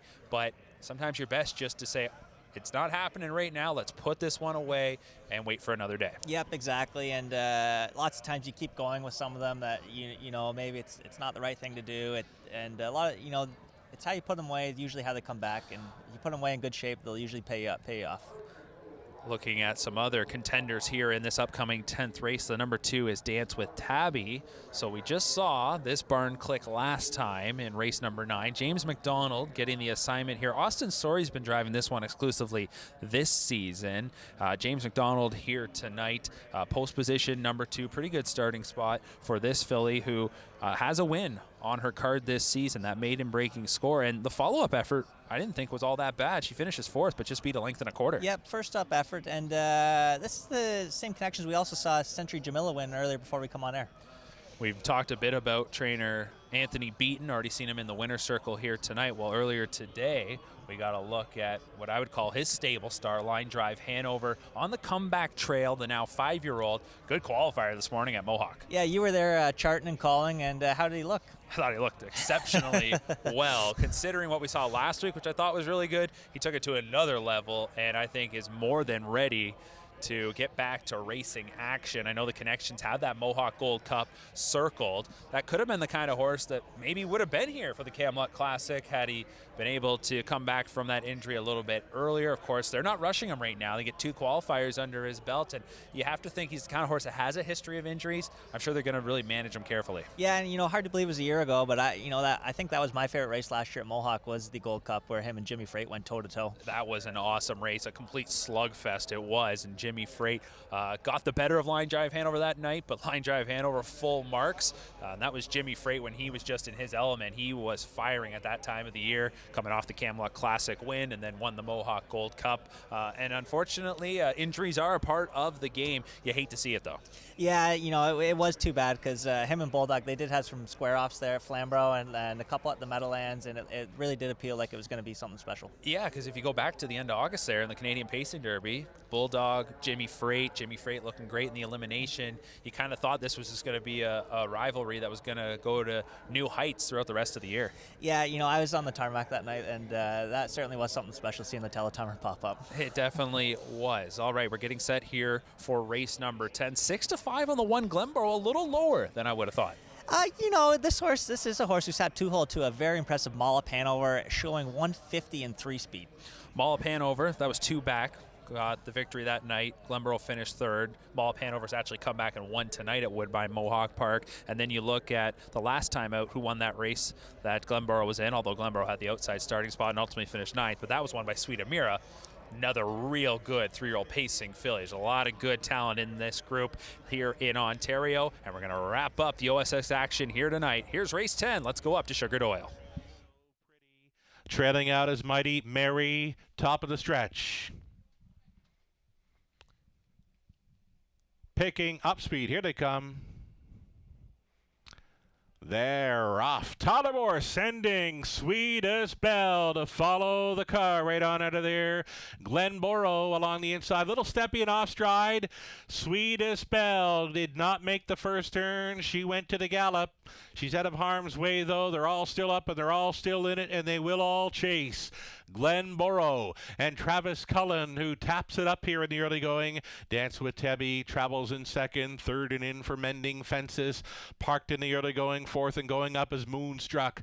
Moonstruck at 9-5 in play in the early going, though she's parked out. 29-1, very soft opening quarter mile speed for pace setter Glenborough, and now she's got the pick on the outside in the parked out Moonstruck. Third and in for Dance with Tabby. Mending Fences travels inside to be 4th. Up on the outside now in play 5th goes Mighty Mary. Then it's back to Sweetest Belle. Then came Dance with Tabby. Trailing the field was She So Pretty. 59 seconds flat. They diddled and they dawdled to the half-mile marker. Glenborough, and they can't get close. Glenborough for Cullen with 3/8 left to go. Battling on for second is Moonstruck against Dance with Tabby. Carried up into it now to be 4th was Mighty Mary, and a buried 5th for Mending Fences. Sweetest Belle, she's back into it. She's 6th on the outside. Then Tesla Power and a gapped off trailer, and She's So Pretty. Here's 3/4 up in 1:28-1. Travis Cullen asking, Glenborough responding. Glenborough at even money, leading by a full length. Moonstruck is going a big one. Moonstruck, she's been on the outside and she's not going away. Tipping 3 wide for the drive home. Here comes Mighty Mary and Mighty Trevor Henry. Sweetest Belle, she's regrouped. She's coming on for 4th. Wow, what a big recovery. A wild 5 across finish. Goes to Sweetest Belle.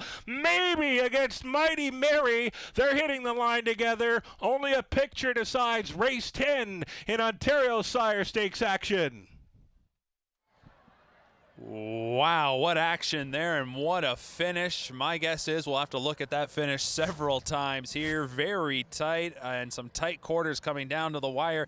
I thought I could hear all 624 people in Glenborough, Manitoba rooting on the leader, but she just gives it up late, and then it's a blanket finish here. Tight at the line between the 6 Sweetest Belle and the 8 Mighty Mary. From your eye, Jim, who do you think got it? It was tight, but I'm going to say the 6 Sweetest Belle. She had that miscue in the first turn. I'm sure it'll be looked at, but I would say she'd give her the edge. It looks like maybe there. We're not right on the wire with that camera shot, but I just think based on the advantage on the outside there, I think it was enough. Very tight, though. What a finish, and what a recovery for Sweetest Belle. Shot off the wings of the gate like a rocket. That's the second time since we've come on the air we've seen a horse blast from that post 6 spot and then make a miscue going into the first turn. It's awfully tough to do, and if these fillies and these younger horses have never done it, it's a bit of a crapshoot if they're going to be able to handle it in the turn, but it did show the talent of this daughter of sports writer to recover the way she did. Yeah, she showed a lot of, maybe we were wrong, Mark. Looks like up on the board here at the Raceway, no, they do have the 6 up. So the winner will be the 6 Sweetest Belle. Number 6, yep. And, you know, looking back on her last couple, she had 2 wins by a combined 21 lengths. Well, that's what we were mentioning. A 10-length score last time. It was 11 the start before that. She knows this track. Left hard from post 3 and post 4.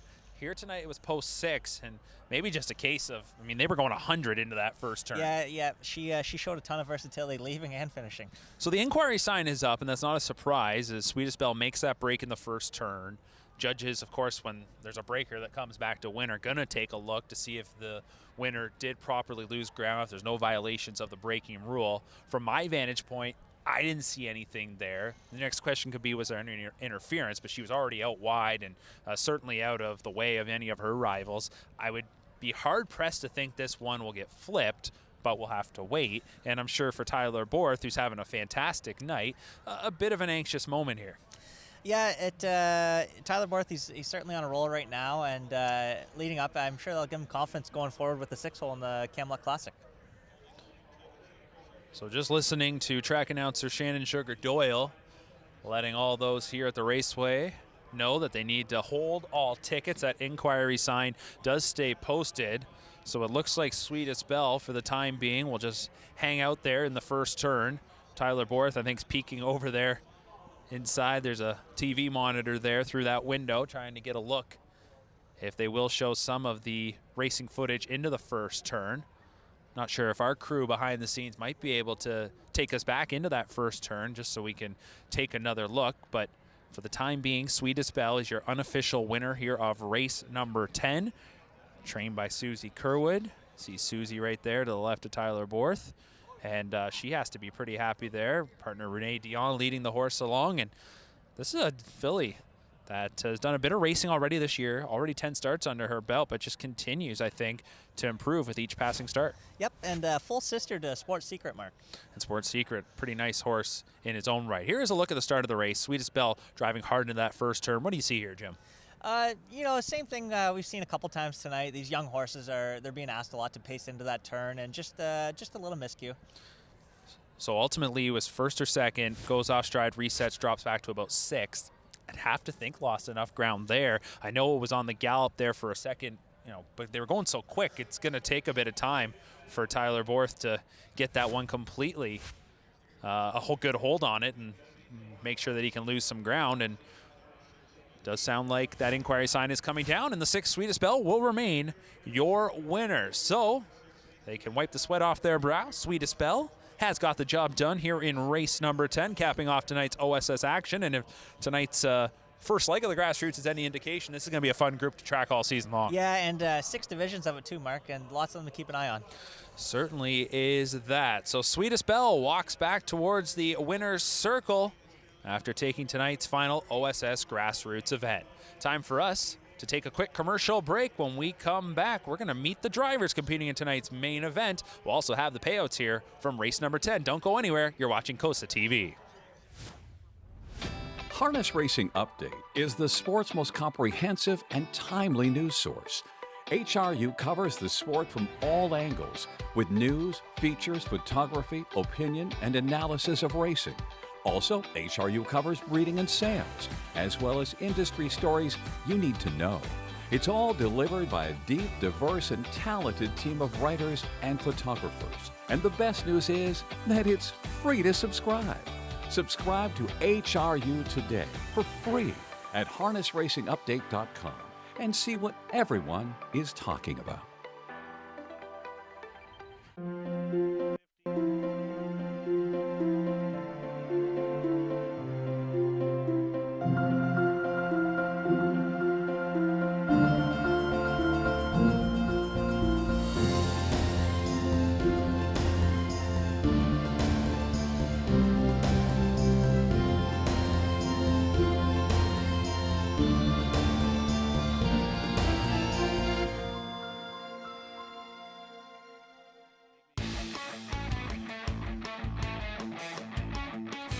To go in the 2010 pace, and Jamison can't wait on cover. He's 3 wide now with Hypnotic Blue Chip, but he's chasing a pace that is quickening into the backstretch. foiled again, and won the West, stealing the show to this point. Down inside Annie's Western card. Hypnotic Blue Chip picks up last turn cover. Fourth on the outside as Won the West pulls pocket on his stablemate. 123 and 3 3/4. They're on the final turn. Foiled again, still in front. Won the West is coming. Hypnotic Blue Chip rolled off stride. Down inside Annie's Western card waiting for room. And Stonebridge Terror's getting out late. Foiled again, keeping Won the West at bay. But he's coming again. Stonebridge Terror on the far outside. A great finish in the base. Stonebridge Terror and Won the West in 1:52.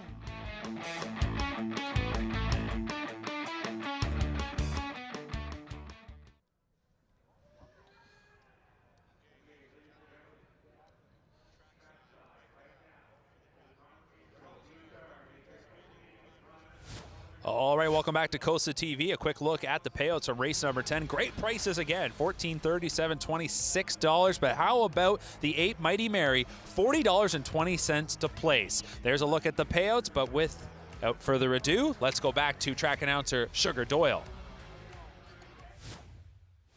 The world's fastest pacer on a half-mile track. This is the plan. Welcome back, Ronnie Wren Jr.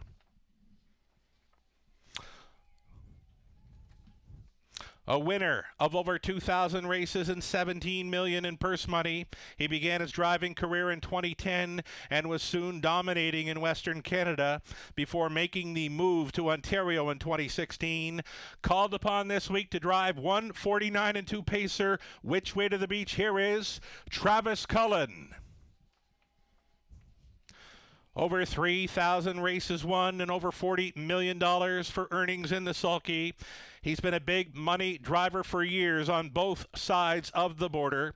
This Hambletonian winning driver knows that you have to be in it to win it, and tonight he's in it with Roll with the Flow. Best of luck, Bob McClure. He won our big race aboard Bit of a Legend in 2017, and now this winner of over 5,000 races and $90 million in purse money has come back to drive a heavy hitter in Covered Bridge, who's been nothing short of fantastic in recent starts. Returning from the US of A, welcome back, Jordan Stratton.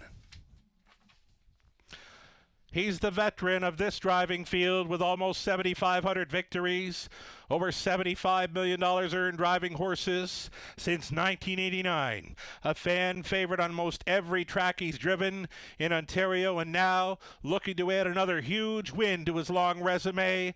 Driving American history, give it up for Trevor Henry. Not only is he the leading driver in London, he's currently the leading driver in the nation for wins in 2023, skyrocketing to a career best season in 2022. He's been absolutely crushing it again this season. In our biggest race, driving Nautical Hanover, ladies and gentlemen, London's own Tyler Borth. With over 4,000 wins, $76 million banked, he's averaged $4.7 million in earnings every season since winning his very first race right here back in 2008. He's no stranger to the winner's circle here, and certainly he's no stranger to London's outside post 7. Driving Ideal Some Magic, Doug McNair. He's one of the best ever, with over 3,000 wins and $56 million earned in a very short time racing horses. He's the reigning O'Brien Award-winning driver, and he came very close to winning this race last year aboard Tattoo Artist. Tonight, he wants to win it all, driving Fun at the Beach, James McDonald. Ladies and gentlemen, give it up for your participating Camluck Classic drivers. Time now. It's what you wanted. It's what you've been waiting for. It's the Camluck Classic T-shirt toss by our participating drivers for the Camluck Classic, presented by Sealster Farms. Make some noise.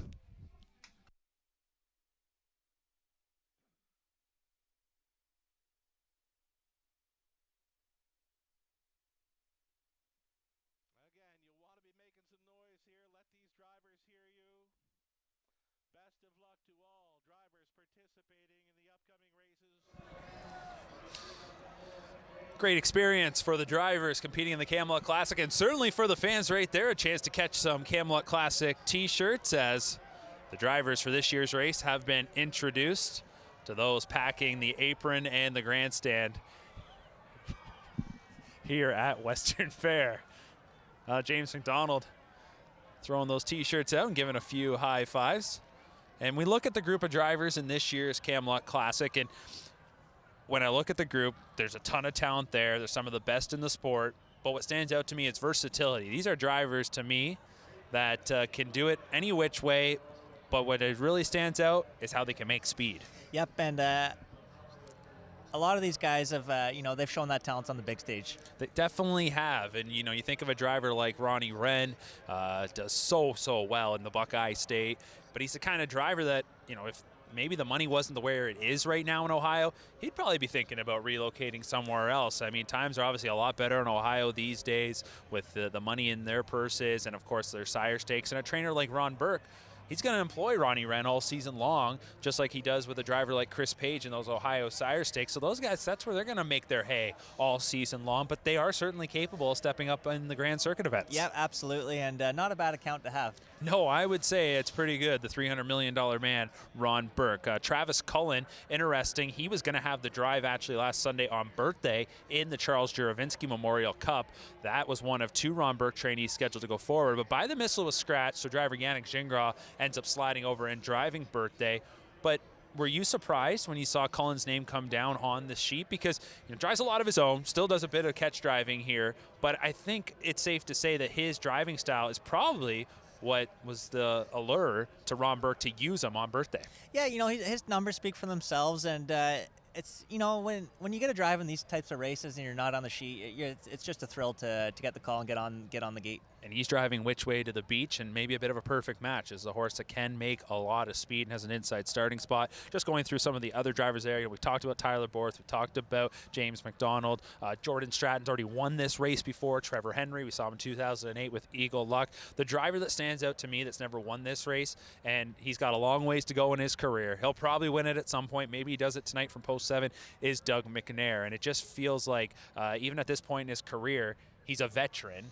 He's not that old, yet he's won so many of the biggest races in the sport, the Battle of Waterloo multiple times. We've seen him have success in a lot of those big races across Ontario. Hasn't got this one just yet, and you have to wonder if it's one of those races that maybe haunts him a little bit or is right up there as one he'd like to check off. Oh, I'm sure it's just a matter of time, Mark, before Doug sinks his claws into this one. I would have to think so, but the way the night's gone here, I think Doug's certainly going to make his presence known in the Camluck Classic. So it's a great field of all-star drivers, and speaking of all-stars, so much more. She is coming up next. Race number 11. It is the Forest City Pace for a purse of $50,000. So much more. She has seemingly done it all over the last few years. She has become Canada's favorite standardbred. And let's take a look at the numbers for So Much More. And we'll go from small to certainly very large. She's now a 2-time O'Brien Award winner, as she did take home the top holder pacing mare last season. That gives her 2 of those O'Brien trophies. She has 5 sub-150 victories,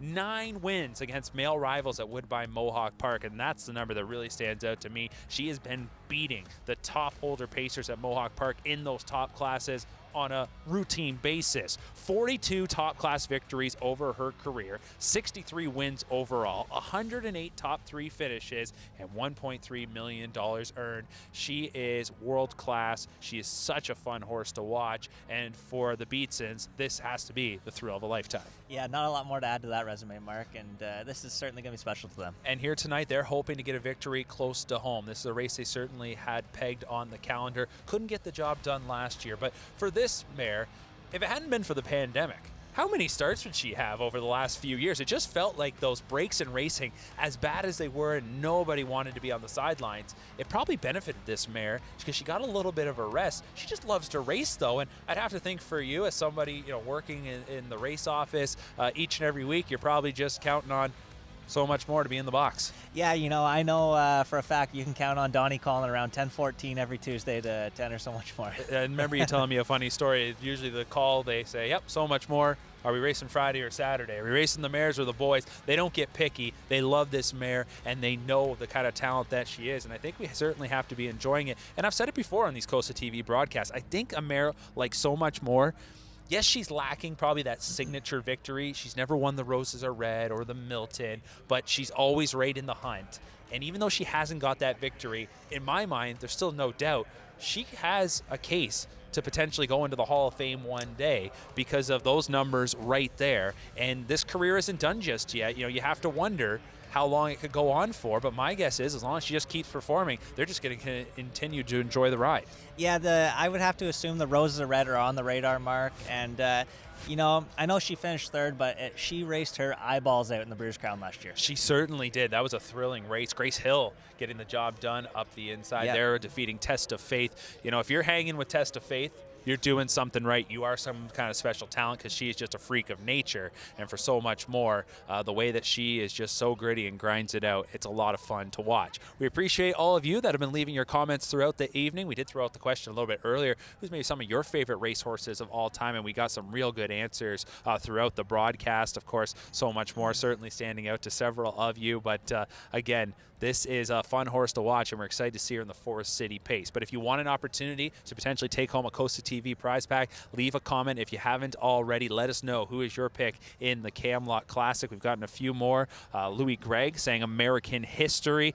There's a horse we haven't talked too much about just yet, and I know we haven't got to the Camluck Classic yet, but how about the fact American history is a former Breeders' Crown champion and continues, and this is the kind of horse I think is going to race, you know, probably until it gets way up there in age. This is the kind of horse that just loves to race and usually puts in so many good efforts. And a fun little tidbit about him, he's out of a Camluck mare, Mark. And that is certainly important on a night like tonight. There is a look into the eyes of the great So Much More. She is currently 1-5 as she is getting set to try and take down the Forest City Pace. A great story. The Beatsons, they've had a great ride with her. They partnered with driver James McDonald a few years back now, and these two, I guess you could say So Much More and James McDonald have really enjoyed that same trajectory to the top, kind of hand in hand. You know, James has got 2 O'Brien Awards over the last couple of years as the nation's top driver, and it's probably no surprise that at the same time he was able to latch on to a horse like this and So Much More. Yep, and you know, this is a horse who, you know, we're seeing 3-year-old filly pacers and grassroots events tonight, and I believe she was one who cut her teeth into those events early on in her career. Getting a little stylish tonight, are they, with her? Yeah, I haven't seen those on her before, but you know, I'm sure they'll look good. Just got to look there at Dawn Ken and Cole England. They're, I'm sure, a little nervous right now, I would have to think. You know, they've been in some big moments with her, but there's probably something about coming back to near your home and having a lot of family and friends in attendance here tonight that she hopes she can come through. That being said, she's already given them so many thrills as she has made 138 career starts. And going through this field, Jim, when you look at the numbers, she by far has the most starts of any of the horses competing in this year's Forest City. So frisky to her next door neighbor at post position number 1, 119 starts. But after that, you know, we've got some younger mares in this group in the likes of a Raptors 1 or a Shoot the Whiskey. But I'm sure for some of these mares, they're going to get up there in starts. Parisian Blue Chip, also 133 starts. She's a hard-knocking mare as well. Parisian Blue Chip, yep, she's a weekly horse at WAG, and she goes up and down the ladder, but she's already made more this year than she did last year. So the horse is just getting set inside the paddock and waiting for the cue from the paddock judge to head out towards the track. There's a look at Team Willette with So Frisky. The kind of mare in here that maybe on paper you would say, you know, she's really going to have to put in a big effort to compete, but when you draw the rail, that certainly gives you a bit of a hope, and then you see if you can tag along to try and get a piece of the action.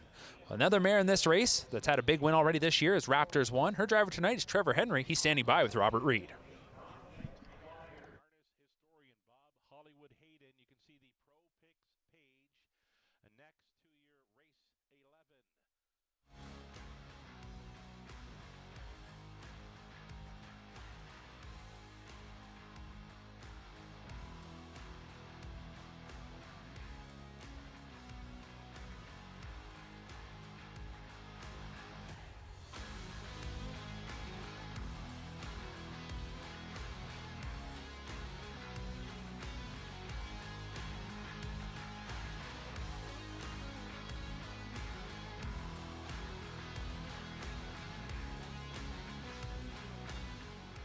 All right, I'm walking out right now with Trevor Henry. He's going to be aboard Raptors 1 here in the Forest City. Trevor, this is like the wise guy horse, I think, for the race. A lot of the handicappers are fond of this one.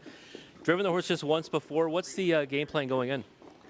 Yeah, it'll be tough. You know, you got to float on out of there and see what happens. I'm sure James will be leaving with his and see what's coming from the outside. It'd be nice to land, you know, 4th or 5th and get a second over trip, but we'll see how it goes. And so, you know, Sylvan's been driving this one recently. Is there any, you know, kind of sharing of information to help you out with this one?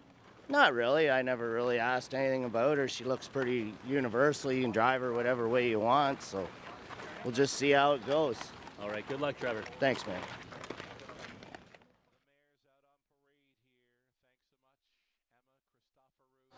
All right, catching up with Trevor Henry as they head out to the track, going to make their way through the tunnel. And then on to the racing surface for the $50,000 Forest City Pace. Raptors won 3 starts back.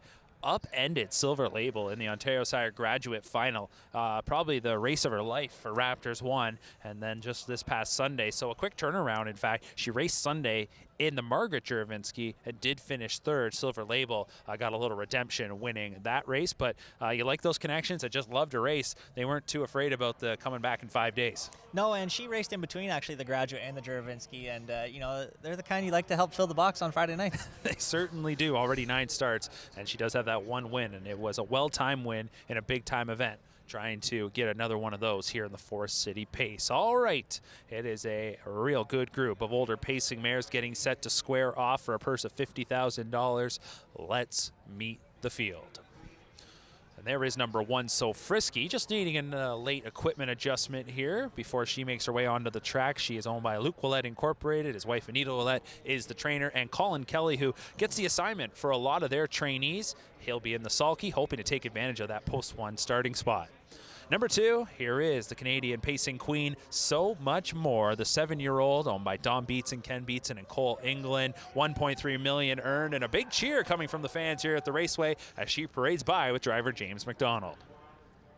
3 Raptors 1, Trevor Henry in the sulky for trainer Richard Moreau, owner Bruno Lepage. 1 for 9 this year. That win came in the Graduate Final. A 10-time winner, over $200,000 banked.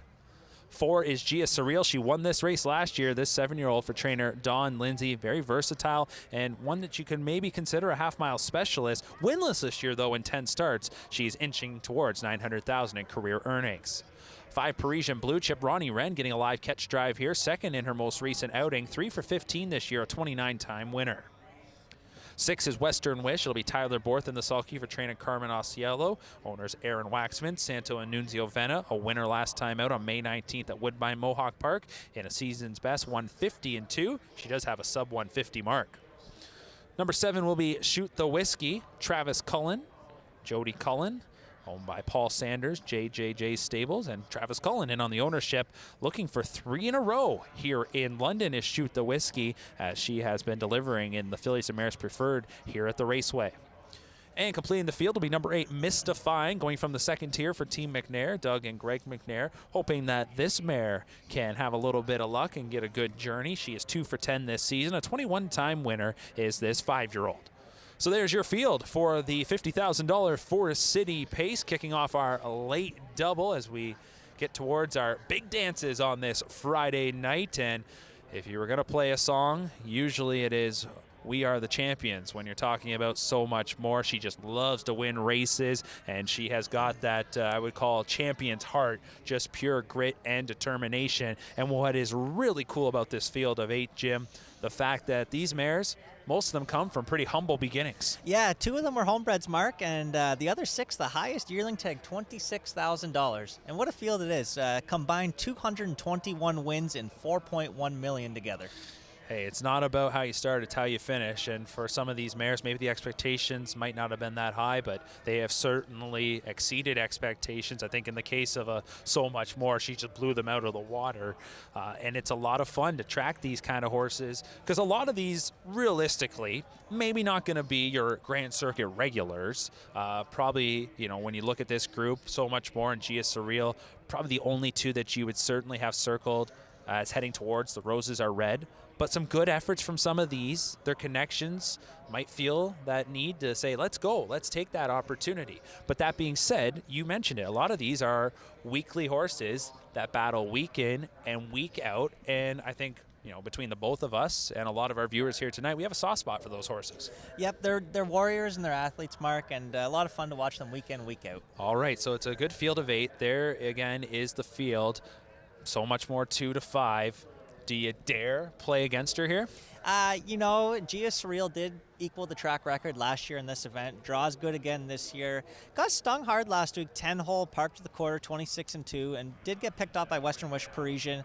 But she's one who thrives on the smaller tracks, and this is a horse who actually also took on the boys last year in Batavia's signature event, the Cane.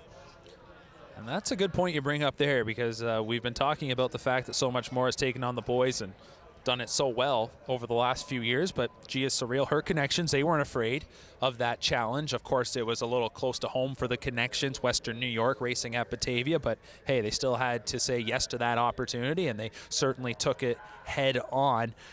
I think in this race, it'll be interesting to see if So Much More kind of gets that certain respect, and I kind of guess that would be the case. We heard James say expects Bob to go forward with Gia Surreal. Are you quarter polling if you're James more than likely, and then just see if you go the rest of the way? Yeah, I'm not so sure if Bob makes front. He's willing to. He might test it out and see how far he can go. So Much More shows a lot of 3s and 4s at the quarter, and she loves to look them in the eye and give them what she's got at the top of the stretch. You are right about that. How many times have we seen her at about the 8th pole, and you thought, maybe not tonight, but she just keeps on coming, and she certainly digs in. The one thing she'll notice, and all of them will notice if they haven't been racing here lately, a lot shorter stretch. Sometimes those kind of horses looking for that kind of last second ditch to get a little, edge there when they get beside one and look them in the eye, might just run out of real estate. Yeah, rumor has it when she does want to get the earplugs pulled out from her, there is that extra gear there. So it'll be interesting to see when and where and how far she goes tonight. Should be a fun race. We're keeping our eye potentially on a track record effort here. 152-4, I do believe. 52-4, yep. So Gia Surreal matched that last year. That track record of 152-4. Camille, back in 2012, Brett Miller was in the sulky. She originally set that record. Gia Surreal matched it last season. One of those records, actually, that when we mentioned it earlier today, I thought, probably would have been a little quicker. Yeah, and I think very achievable tonight, providing the fraction set up, and the field's pretty deep. Again, time only matters in jail usually, but that being said, we like to keep our eye for those good, quick, potentially record miles. Anybody else in here standing out? We've just focused so much on So Much More, a little bit on Gia Surreal, but there's a lot of talent here. Yep, Parisian Blue Chip, she's always right there. Lots of 587 on the bank account. Raptors 1 did show that 49-2 mile, beating Silver Label, who I'm sure has her eyes on the roses are red. And, a little shout out to So Frisky. Got the rail, and this is one who she would race here probably 70% of the time over the winter, and she knows her way around this track. Yeah, she certainly does, and we've seen a little bit of that home cooking tonight with the locals prevailing. Colin Kelly hoping that he can get in on that action here with the 1 So Frisky. But 2 to 5 on So Much More, we shouldn't be surprised. I'll tell you this, the amount of times I've been surprised when kind of price you can get on So Much More. I think now we're at the point where she certainly gets huge respect when she's in against the mares at Woodbine Mohawk Park, but she's the kind of mare that doesn't blow you out of the water when you just look at the chart line, and probably leaves a few people thinking we can get her beat tonight. But usually if she's on her A game, she'll find that line one way or another. All right, the gate is now rolling. It's the Forest City Pace for a purse of $50,000. Pacey mares taking their spots. Let's go up to track announcer Shannon Sugar Doyle. 2 to 5 on number 2. So Much More. We're getting set. So Frisky's on the rail. So Much More. Raptors 1. Gia Surreal. Parisian Blue Chip. Western Wish. Shoot the Whiskey. Back tearing it. Mystifying. Lots of Maritimers tuning in for this one, I'm sure. A 16th out, and here they come. And there they go for the center. Gia Surreal came out first. Raptors 1 up close on the inside. So Frisky, widest of all. Western Wish for Borth. They're stacked up 3 high. Racing on by the opening 8. Farthest out, Gia Surreal being stung all the way through that opening turn. 3 deep, still up between Pacers. Raptors 1. So Frisky at 40-1. Took them all on. Up to the quarter mile. You're watching the bullet thus far tonight. Here it is, 26 6-3, and it's Raptors 1, shoving ahead in front briefly. So Frisky has come back to her now. So Frisky leads over Raptors 1, who gets the cold horse shoulder in this. Gia Surreal traveling in third and spying up the speed from fourth. This is So Much More for McDonald. She's outside and rolling. Fifth and in for Western Wish. Setting it up third over Parisian Blue Chip, then a gapped off. Shoot the Whiskey. Well back to Mystifying. Half clocked up in 55 seconds flat. And it's So Frisky to lead them to the 5/8. Gia Surreal back on for second. Stalling third. Raptors 1. James McDonald pulled on the right line and said, show me what you got for Canada's pacing queen. She's up there 3 wide now, and they're going to be 3 across and heads apart as they fly on by 3/4. Here it is.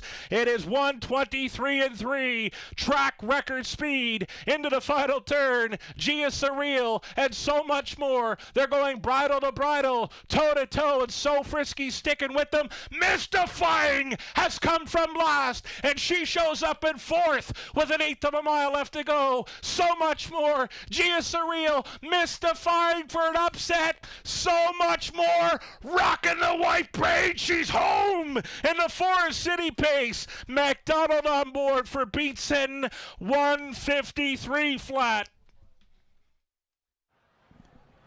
Oh, baby, what a race in the Forest City pace, as this was an absolute war waged from start to finish.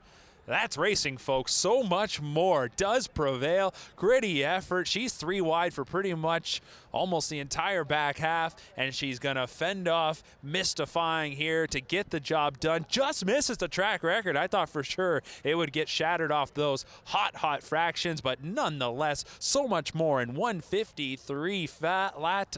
Jim, not how we would have drew it up. I didn't see it that way, Mark, but what a slugfest. Colin Kelly taking no prisoners, wasn't going to let those rivals go into the quarter, and I don't think anybody could have predicted Gia Surreal getting hung 3 deep there, racing to the opening quarter, and for as long as she did, so no surprise it takes a toll on her. And of course Raptors won. Again, you commend the effort there, but you get hung out like that, it's going to be pretty hard to last. Yep, top effort by Gia Surreal, 3 wide to the quarter, back out first up, and maybe a little surprise effort. Mystifying slid into a good effort. And Mystifying pretty far back, just making up a ton of ground on that far turn, but So Much More out 3 wide there, and midway around the final turn, just again, it's one of those, what we talked about, she's right in the battle, she's right in the fight, and that's probably what allows her to dig in and find a little more. She just loves being in those kind of grinds. Yep, she loves to be right in the ring and giving it her all, and those tuning in from the east coast of Canada, exacta right there. There you go. You got it right there. You're right. Couple of PEI bred horses, So Much More, and Mystifying. Big prices still getting into the mix once again. 40-1 on Mystifying. Finishes in second, but it is So Much More. And again, we talked about the connection, so desperately wanting to get this victory here tonight in front of family and friends. There's going to be a big roar when she comes back to the winner's circle here.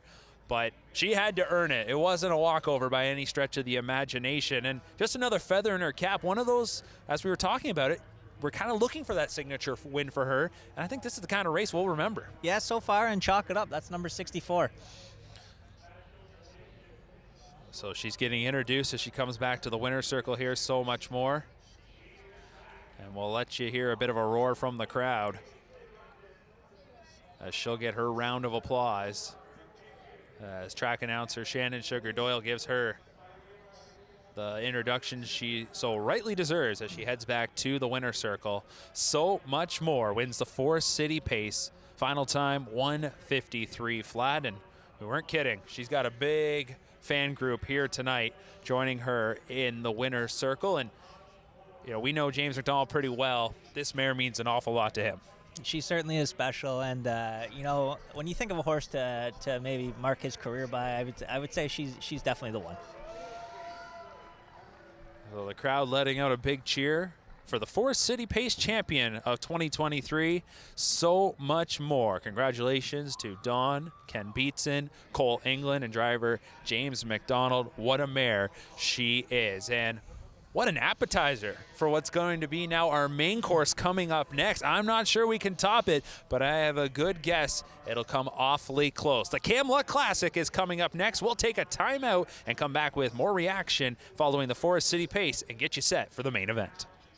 The racing is fast and exciting at the picturesque Woodbine and Woodbine Mohawk Park racetracks in Ontario, Canada.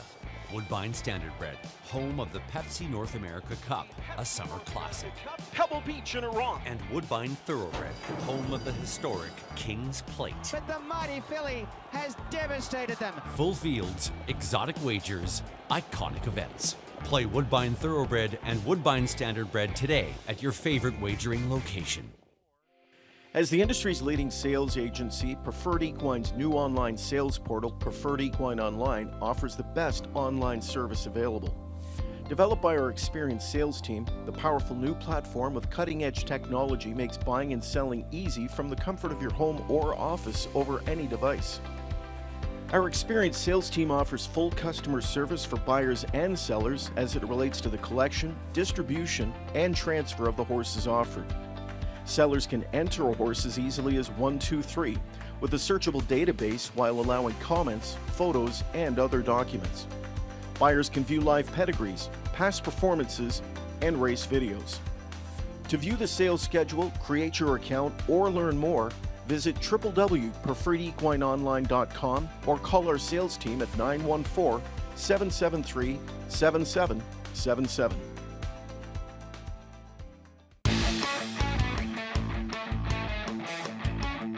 Proclamation. She looks strong up front.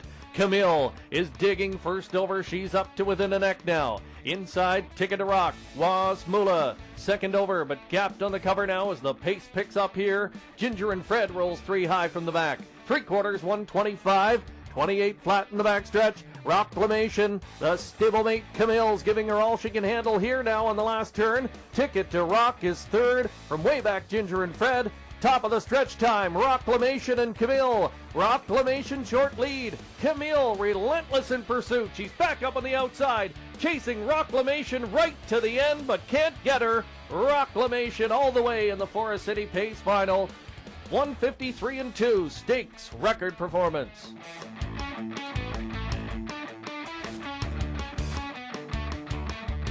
No offense to Proclamation, but I think the 2023 edition of the Forest City Pace, that's going to be an all-timer. We'll have to go down memory lane on that one for years to come. And here are the payouts from the Forest City Pace. So much more. Returns 260, 230, 210. The big long shot mystifying, sliding up there for a second, 1950, 1370. And Gia Surreal, a game effort, third, $2.20. A $2 exacta returns 62.30, over $112 for the dollar try, and the $1 super, $289.90. So we take a moment to catch our breath. And with that, we now turn our focus to the Camluck Classic. And it's time to take a closer look at another one of tonight's contenders. Let's take a closer look at Ideal Some Magic. Hi, I'm Corey Stratton. This is my wife, Victoria Stratton. We're up here for the Camluck Classic with Ideal Some Magic tonight. On the far outside, Ideal Some Magic, another masterpiece. Late on the scene, Backstreet Shadow, close to home, fun at the beach. Ideal Some Magic. Our owner, Ron Bucher Stable, has been trying to acquire the horse for a couple years now, and he called me and said he finally got the deal done. He brought him over. He was expected to be a good horse. He wasn't expected to be as good as he is, but we're not complaining. His best quality is probably just his durability and his mental ability. He's very, very strong horse. He's done everything that we've asked for him. He's smart, he's easy on himself, he doesn't really do anything more than he has to. Qualifier was very good, very impressive. He seems healthy again. We took him off Lasix after the race in Ohio. He actually thumped in Ohio and in the Borgata final. He seems back to 100%. He's acting good, he's feeling good, he's jogging good. His ship up was good. He's a very good shipper. He doesn't do anything wrong. You don't even know he's back there. So I think he seemed to settle in pretty quickly when he got here, so I think he was good. Yeah, the decision was easy because it's a half-mile track. He's a half-mile specialist. He seems to go the same speed on a half as he does on a bigger track, so you know, we're trying to take advantage of every invitational and a half that we can get. Hopefully, you know, everything goes good and we'll get an invite to the battle. It'd mean a lot just to win an invitational, especially he deserves to win. If he was healthy in the Borgata final, he probably would have won that, but it was unfortunate. But it would mean a lot, especially she's from Canada, so it'd mean a lot to her too, I'm sure. Yeah, I always liked racing at London, so it'd be fun to win. So nice to catch up with the Strattons and their Camluck Classic contender, Ideal Some Magic. The one thing I love about those pieces when we get out to the farms, you just see how much love the connections, the trainers, the caretakers, everybody has for their horses. And these are some special horses, obviously, with the kind of talent they do possess. Ideal Some Magic doesn't get a favorable draw here tonight. We'll have to overcome post position number 7, but the kind of horse that probably has the ability that on paper you could say if someone's going to finally do it from post 7, maybe it will be this 9-year-old Gelding, another one of those half-mile specialists that we have talked about. So there's a look at the field for the upcoming Camluck Classic, a very deep group of 8 getting set to contest, and the kind of group that's got big-time wins and big-time earnings when you add it all up, Jim. Yeah, this is a deep field we've touched on, Mark. 193 wins combined and $8.2 million. $8.2 million. That's not so bad, is it? That's over $1 million on average per starter in this field. As there is a deep group. Of course, this is the plan, though. Makes up over $3 million of that. He is some kind of horse, an 8-year-old gelding that's racked $3 million, and there's no end in sight, it seems, for that guy. Yeah, cool little tidbit we found out about Foiled Again was right around the same kind of earnings at this point in his career. Yeah, exactly. Pretty much almost on the exact same number of starts. At this point in their career, only difference was about $25,000. I'm not sure if this is the plan. We'll be able to go right up to that age of 14, but hey, you never know, and the Ron Burke stable would love to continue enjoying the ride with this world champion. So speaking of the winners of this race in the past, Ron Burke on the training side with 4 victories in the Molson Pace, now Camluck Classic. On the driver's side here tonight, just 2 of the 8 drivers competing have tasted victory in this race. Jordan Stratton with a bit of a legend back in 2017, and then Trevor Henry back in 2008 with Eagle Luck. So you've got a pretty good group of drivers here, and 6 of the 8, they've never got to the winner's circle here, so a pretty good chance we may see a new winner when it comes to the reinsman of the Camluck Classic. Well, a trainer who is prominent in this year's edition is Jeff Gillis. He sends out 2 starters, and he's standing by with Robert Reed. All right, I'm here in the paddock with Jeff Gillis. You're going to have 2 starters in the Camluck Classic, Jeff. A couple of big-time contenders, too, with Covered Bridge and Fun at the Beach. First of all, the draw is 4 and 8 for these 2. Were you happy when you saw that? Very much so. I think the 8-hole is a good spot for fun, and the 4-hole gives Jordan a lot of options with Covered Bridge. All right, and you know, we were talking earlier about these 2, and you think they both got a big chance in here, but which one do you think right now comes into the best chance?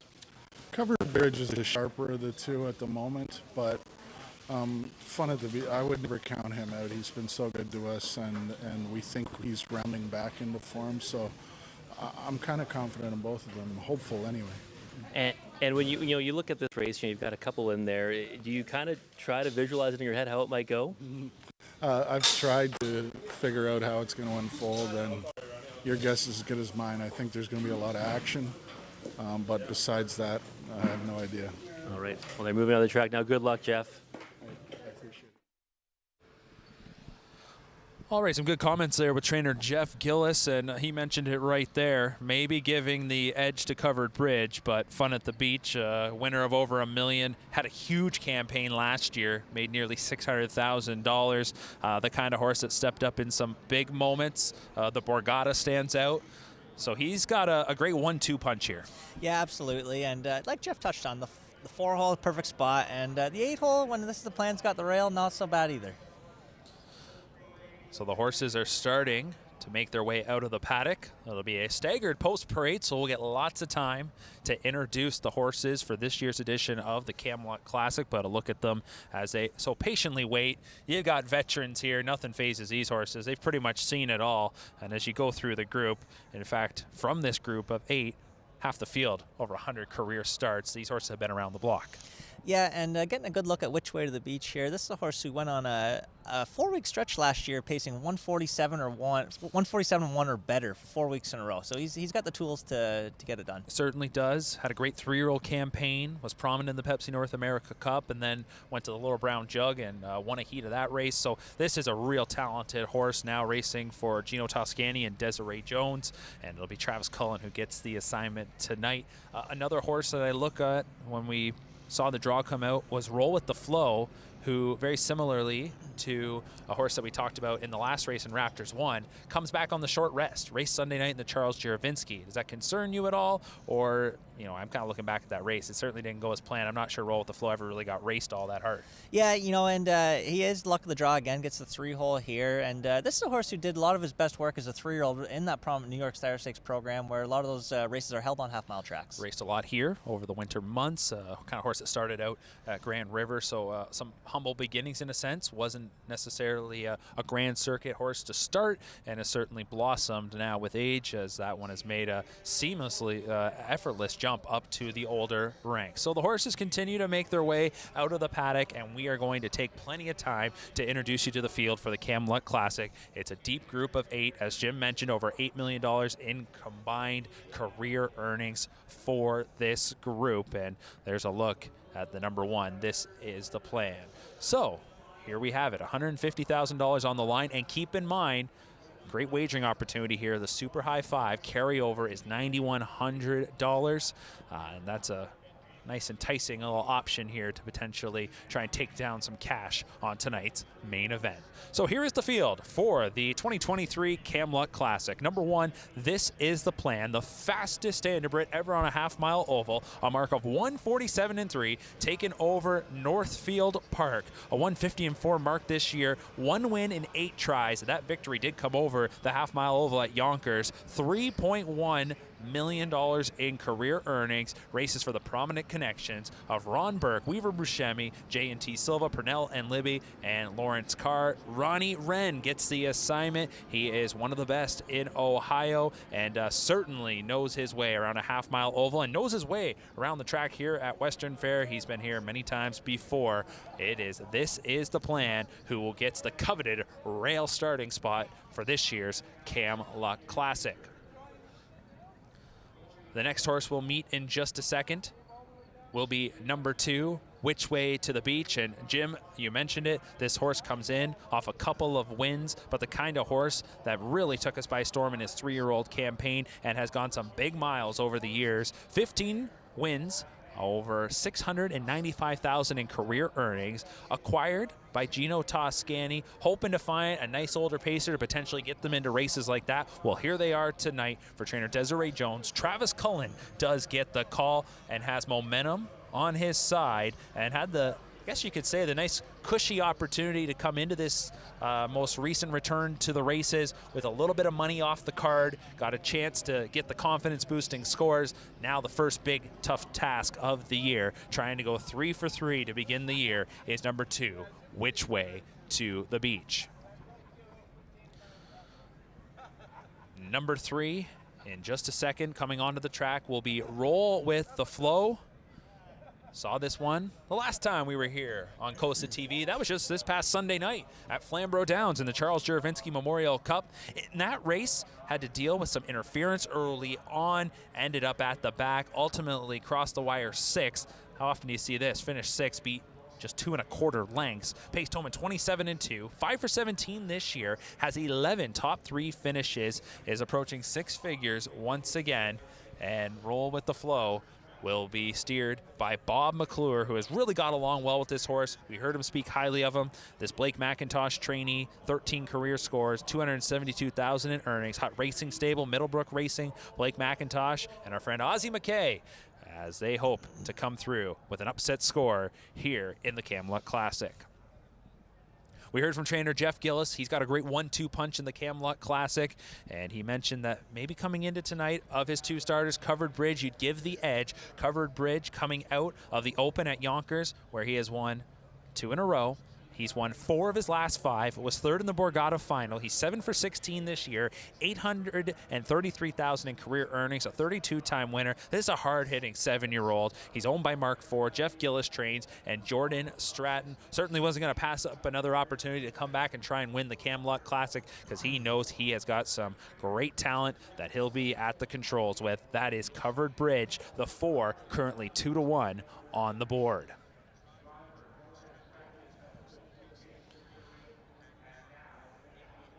So we're halfway through the group, and next we will meet a Breeders' Crown champion. In 2019, he prevailed in the open pace, American History, owned by prominent and leading owner Brad Grant. American History, one of those hard-knocking types. As he moves now up to the age of 8, he certainly is the kind of horse that you can count on to come in and week out and bring the fight. American History is trained by Richard Moreau and will be driven tonight by Trevor Henry. Those two have teamed up in back-to-back outings, and guess what?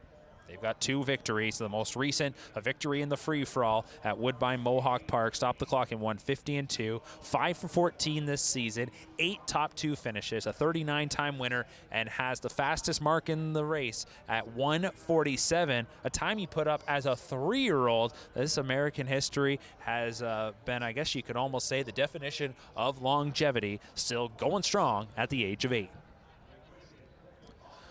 The next horse to step out onto the track, the last horse to get an invite, hoping to take advantage of this last-minute opportunity. That is number 6, Nautical Hanover. Owned by Richard Berthiaume, trained by Ben Bayargent. Tyler Borth, the leading driver here at Western Fair and the leading driver in the nation, has a big-time opportunity to make some noise here in the Raceway signature event. Nautical Hanover, this 4-year-old, won the New Holland Series final earlier this season at Woodbine Mohawk Park. Went on a great tear and recently got back to the winner's circle after being out of the winner's circle for a few starts, dropped down in class and did click, winning in 1:50-1 back on May 20th at Mohawk Park.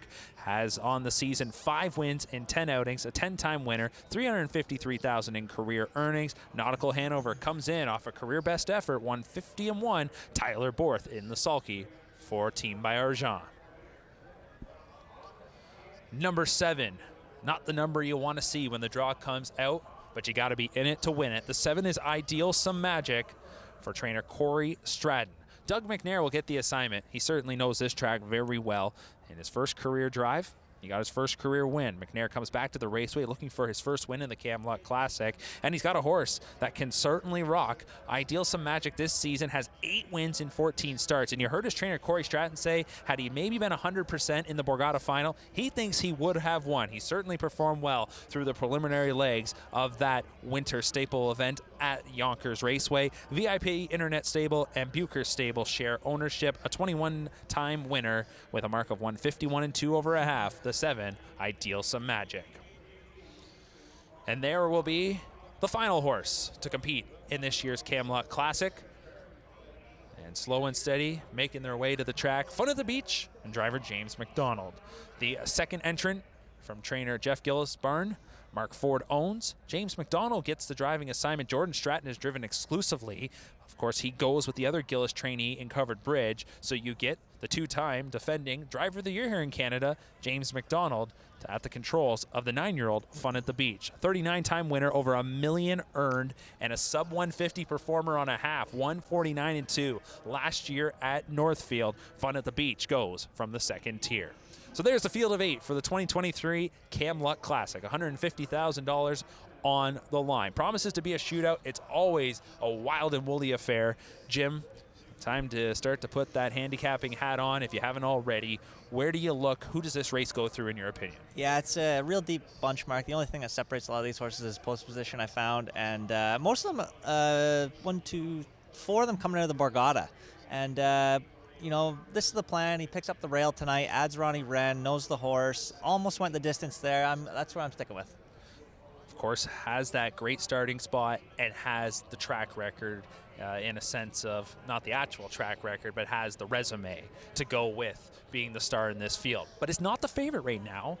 That would go slight favoritism, I should say, right now to the 4 Covered Bridge. What do you think of this guy? I think the fact that he has been winning that top class at Yonkers, he's not beating any slouches there. The fact that he has just done so well on a half-mile track, I can see why the bettors are really supporting this guy. And Jordan Stratton obviously was going to give up a night back home to come here. Super consistent, this horse, Mark. 833,000 in the bank, wins his last 2. Looks like tough first up trip in the Borgata final. Jordan Stratton, like you touched on, said it, definitely worth coming for tonight. And I know the drive he's looking forward to tomorrow night, actually. Vukafalis, Pepsi North America Cup headliner for sure. Heard that one mentioned a little bit earlier in our comments section from viewer JD Varnell. So maybe we'll see Jordan Stratton north of the border here in Ontario a few more times over the coming weeks. Next up, a horse I want to touch in on as we go through this field is the number 5 American History. Won the free-for-all last time out at Woodbine Mohawk Park. Comes back to a half. What are your thoughts here tonight? 2 back, 148-2 at Mohawk, and Mohawk's a track at 48-2. That's a big trip there, and it's real. Yep, that's right. And 147 flat lifetime mark at the Meadowlands, and how fitting would it be? He's one of the few horses we've seen tonight with a little Camluck blood still in him, and he's definitely trending and heating up. The 7 Ideal Some Magic. We talked a little bit about this horse already. Hasn't raced since the Wizard Invitational at Miami Valley back on May 6th to get a qualifier in, and they didn't just go around. They went a pretty good tightener, 52 flat at Yonkers on May 19th. It's an awful starting spot, but is this the kind of horse that you think maybe can pick up the pieces, or do you think Doug McNair goes forward? Well, we Sunday night in the Juravinsky, we did see a surprise off the gate, Chimera Moment. He was crossed over long before the turn, and he near went the distance. So maybe Doug McNair goes back to that strategy and tries to blast. It's a little different going from that outside spot here compared to at Flamborough. We continue to run through the field. And one more horse I want to touch on, I think a big-time contender in this race, one that you don't want to write out, is that second-tier starter in Fun at the Beach. James McDonald, you're kind of playing with house money here if you're James. You get to pick up a nice drive on a pretty talented horse with a good resume, just hoping to find a seam. Yeah, and Robert, give us your thoughts on the race. Wow, listen, I'm going to be a chalk-eating weasel right now. I'm on Covered Bridge of the 4. I mean, I actually thought that Jeff Gillis' horse could possibly finish 1-2 in here. I like the draw, like he said as well, 4 and 8. The one, this is the plan, big horse, right?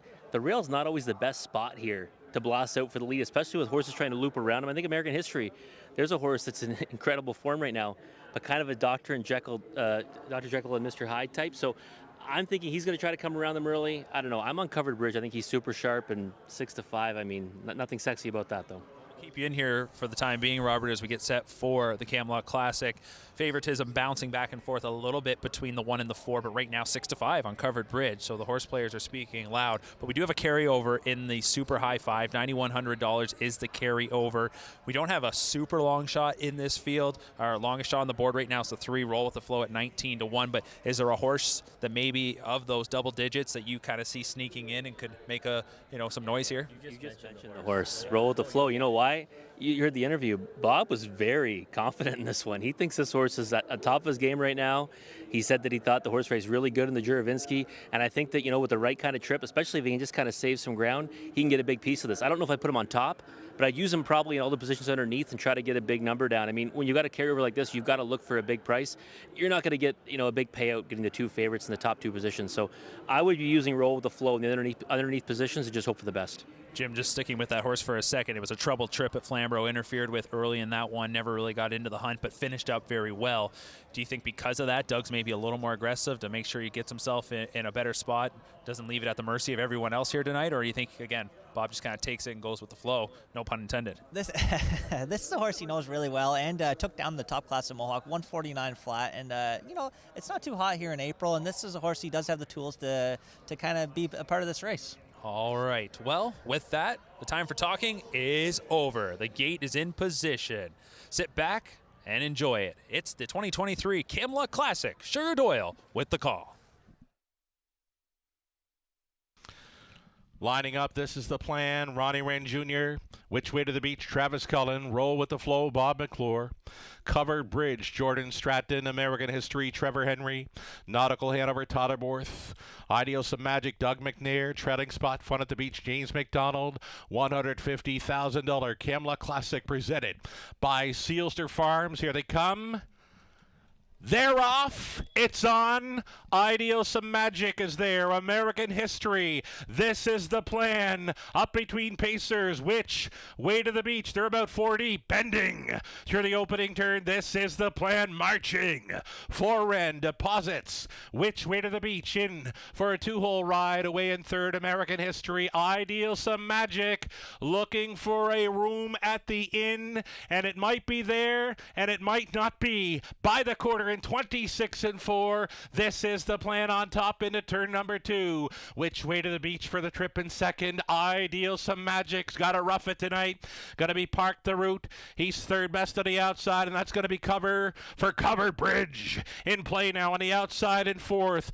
Getting shuffled here in fifth. American History making a move to the outside. Roll with the Flow. Next to last and Buried. Fun at the Beach. The trailer moving out. Nautical Hanover. It's 4 in. It's 4 out, and they're by the half in an easy 56 seconds flat for This Is the Plan and Wren. They've got 3/8 left to go to seal the deal in London. This is the plan to the backside. Ideal Some Magic, a tough trip on the outside in second. Which Way to the Beach continuing in third. Spying up the front 3 from fourth is Covered Bridge, and he's set to tip 3 wide by 3/4. Hit me. 123-4. Smoking into the final turn. This is the plan. Covered Bridge took the high road, and he shows up in second, following up on that move. Roll with the Flow in play, an 1/8 of a mile left to go. Show me you got him time. This is the plan, and Covered Bridge has got him. Covered Bridge on the outside comes home to win the Camluck Classic. This is the plan was second, finishing third. Roll with the Flow. Then Which Way to the Beach, Nautical Hanover, Fun at the Beach, Ideal Some Magic, and American History. 152 flat. A perfect steer from Jordan Stratton leads Covered Bridge to victory in the 2023 Camluck Classic, as the 7-year-old gelding gets career win 33. With the victory, goes over 900 in career earnings, 900,000 plus now banked, and not as much action as we saw in the Forest City Pace, a little more methodical. And I think this race is certainly one coming to the opening quarter when Jordan Stratton makes the decision to leave Ideal Some Magic out there and just tag behind. Yeah, nice toe up, second over trip. This is a horse who went off the paces last start at Yonkers, 27-3, and identical times, 152 flat. 152, not the quickest Camluck Classic we've seen in recent years, but keeps that streak going since 2010. Every Camluck Classic's gone 152 flat or better. This is the plan. I don't want to, take anything away. Not a bad effort, but we thought with this horse's resume and getting his own way on the front, I'm not sure I thought he was going to get touched. Yeah, just picked off by a good one, but nothing wrong with the effort. And, second place is better than third. Yeah, front end hasn't been completely the best spot to be here tonight to go all the way, but got a 56 second half, went 27-4 in the third quarter. These are the kind of horses that typically are going to come home a lot more than just 28-1 in what we saw here tonight, and hard to contest with the horse that's just sitting on cover there and ready to tip out at the head of the lane. But that's exactly how it goes for Covered Bridge, who wins this year's Camluck Classic. And Jordan Stratton, we mentioned, only he and Trevor Henry of the drivers in this year's race had won this race before, and now Jordan Stratton's a 2-time winner, bit of a legend in 2017, and now Covered Bridge here in 2023 does get the job done. And in some instances, Jim, the tote board usually does the talking, and in this case it certainly did, as the horse players were certainly backing Covered Bridge. Yep, he certainly didn't disappoint, and real good effort by Which Way to the Beach mark at long shot. And for Travis Cullen, just got to toe right behind. This is the plan. Got a perfect trip there in the 2-hole. Needed some room, and I think you can't replay the race now, but if he gets some room a little bit earlier, I think he's going to be right in there. Has to settle for fourth. This is the kind of effort that could have easily been, in my opinion, a second-place finish. Yep, along with, like Robert Reed alluded to, Roll with the Flow, a good long shot for the high five. And what about the superfecta there? 1, 2, 3, 4. Simple as that. Yeah, it comes in like that, and in some races you will see them kind of line up here on a half-mile oval. Not the case here. Everyone tried to leave, and Doug McNair tried to go back to that playbook from Sunday night. Just a lot harder to do here. Yeah, something about going into this turn, a little tighter than the Flamborough one, and makes it real tough to overcome from post 7. All right, Covered Bridge heading back to the winner's circle. Wins the 2023 Camluck Classic in a time of 1:52, owned by Mark Ford, trained by Jeff Gillis, and driven to victory by Jordan Stratton. First Camluck Classic victory for trainer Jeff Gillis. He's had a ton of good horses over the years, some really nice trotters over the years, but he is having a ton of success right now with these half-mile specialist-type horses in the likes of Covered Bridge, who, as we mentioned, coming into tonight, had won back-to-back open handicaps at Yonkers, had finished 3rd in the Borgata. This is the kind of horse going forward. You look at some of those other half-mile races throughout the year, certainly will figure in very prominently. So back in the winner's circle is Covered Bridge, being congratulated by the crew here at Western Fair, as the winning connections are all smiles, and Jordan Stratton rocking that great stash. Yeah, that's the 2 in a row for the stash, isn't it, Mark? There you go. Louis exactly. Waugh last year. Louis Waugh had the stash going as well last year, so maybe something to it. Big smiles in the winner's circle as Covered Bridge has won the Camluck Classic. We await the payouts from this year's edition of the Camluck. Robert Reed Jr. will be standing by to get some post-race reaction with the winning connections. On a night like tonight, he certainly wasn't the jinx. He talked to James McDonald, so much more came through. He talked to Jordan Stratton a little bit earlier, but also caught up, as he saw just prior to the race, with Jeff Gillis. And after all that, they come through with victories here tonight. And it is the favorite that does prevail on a night that certainly saw some big prices come through. And here are the payouts from the 2023 Camluck Classic. The 4 Covered Bridge returns $430, $250, $210. This is the plan. The 1, $280, $220. And number 3, Roll with the Flow. We all had a bit of a sneaky suspicion this one would factor in. Finishes 3rd, returns $560 to show. $2 exacta paid $950. The $1 try, $32.25.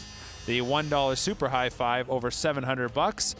And with that, let's go now to the winner's circle and join in with Robert Reed. Last 2, so we were pretty confident tonight. Anything can go wrong. He's been razor sharp in the league series now. Wins were really impressive. And in that opening turn there, right? I mean, look like you were content just to kind of float away and get behind that speed.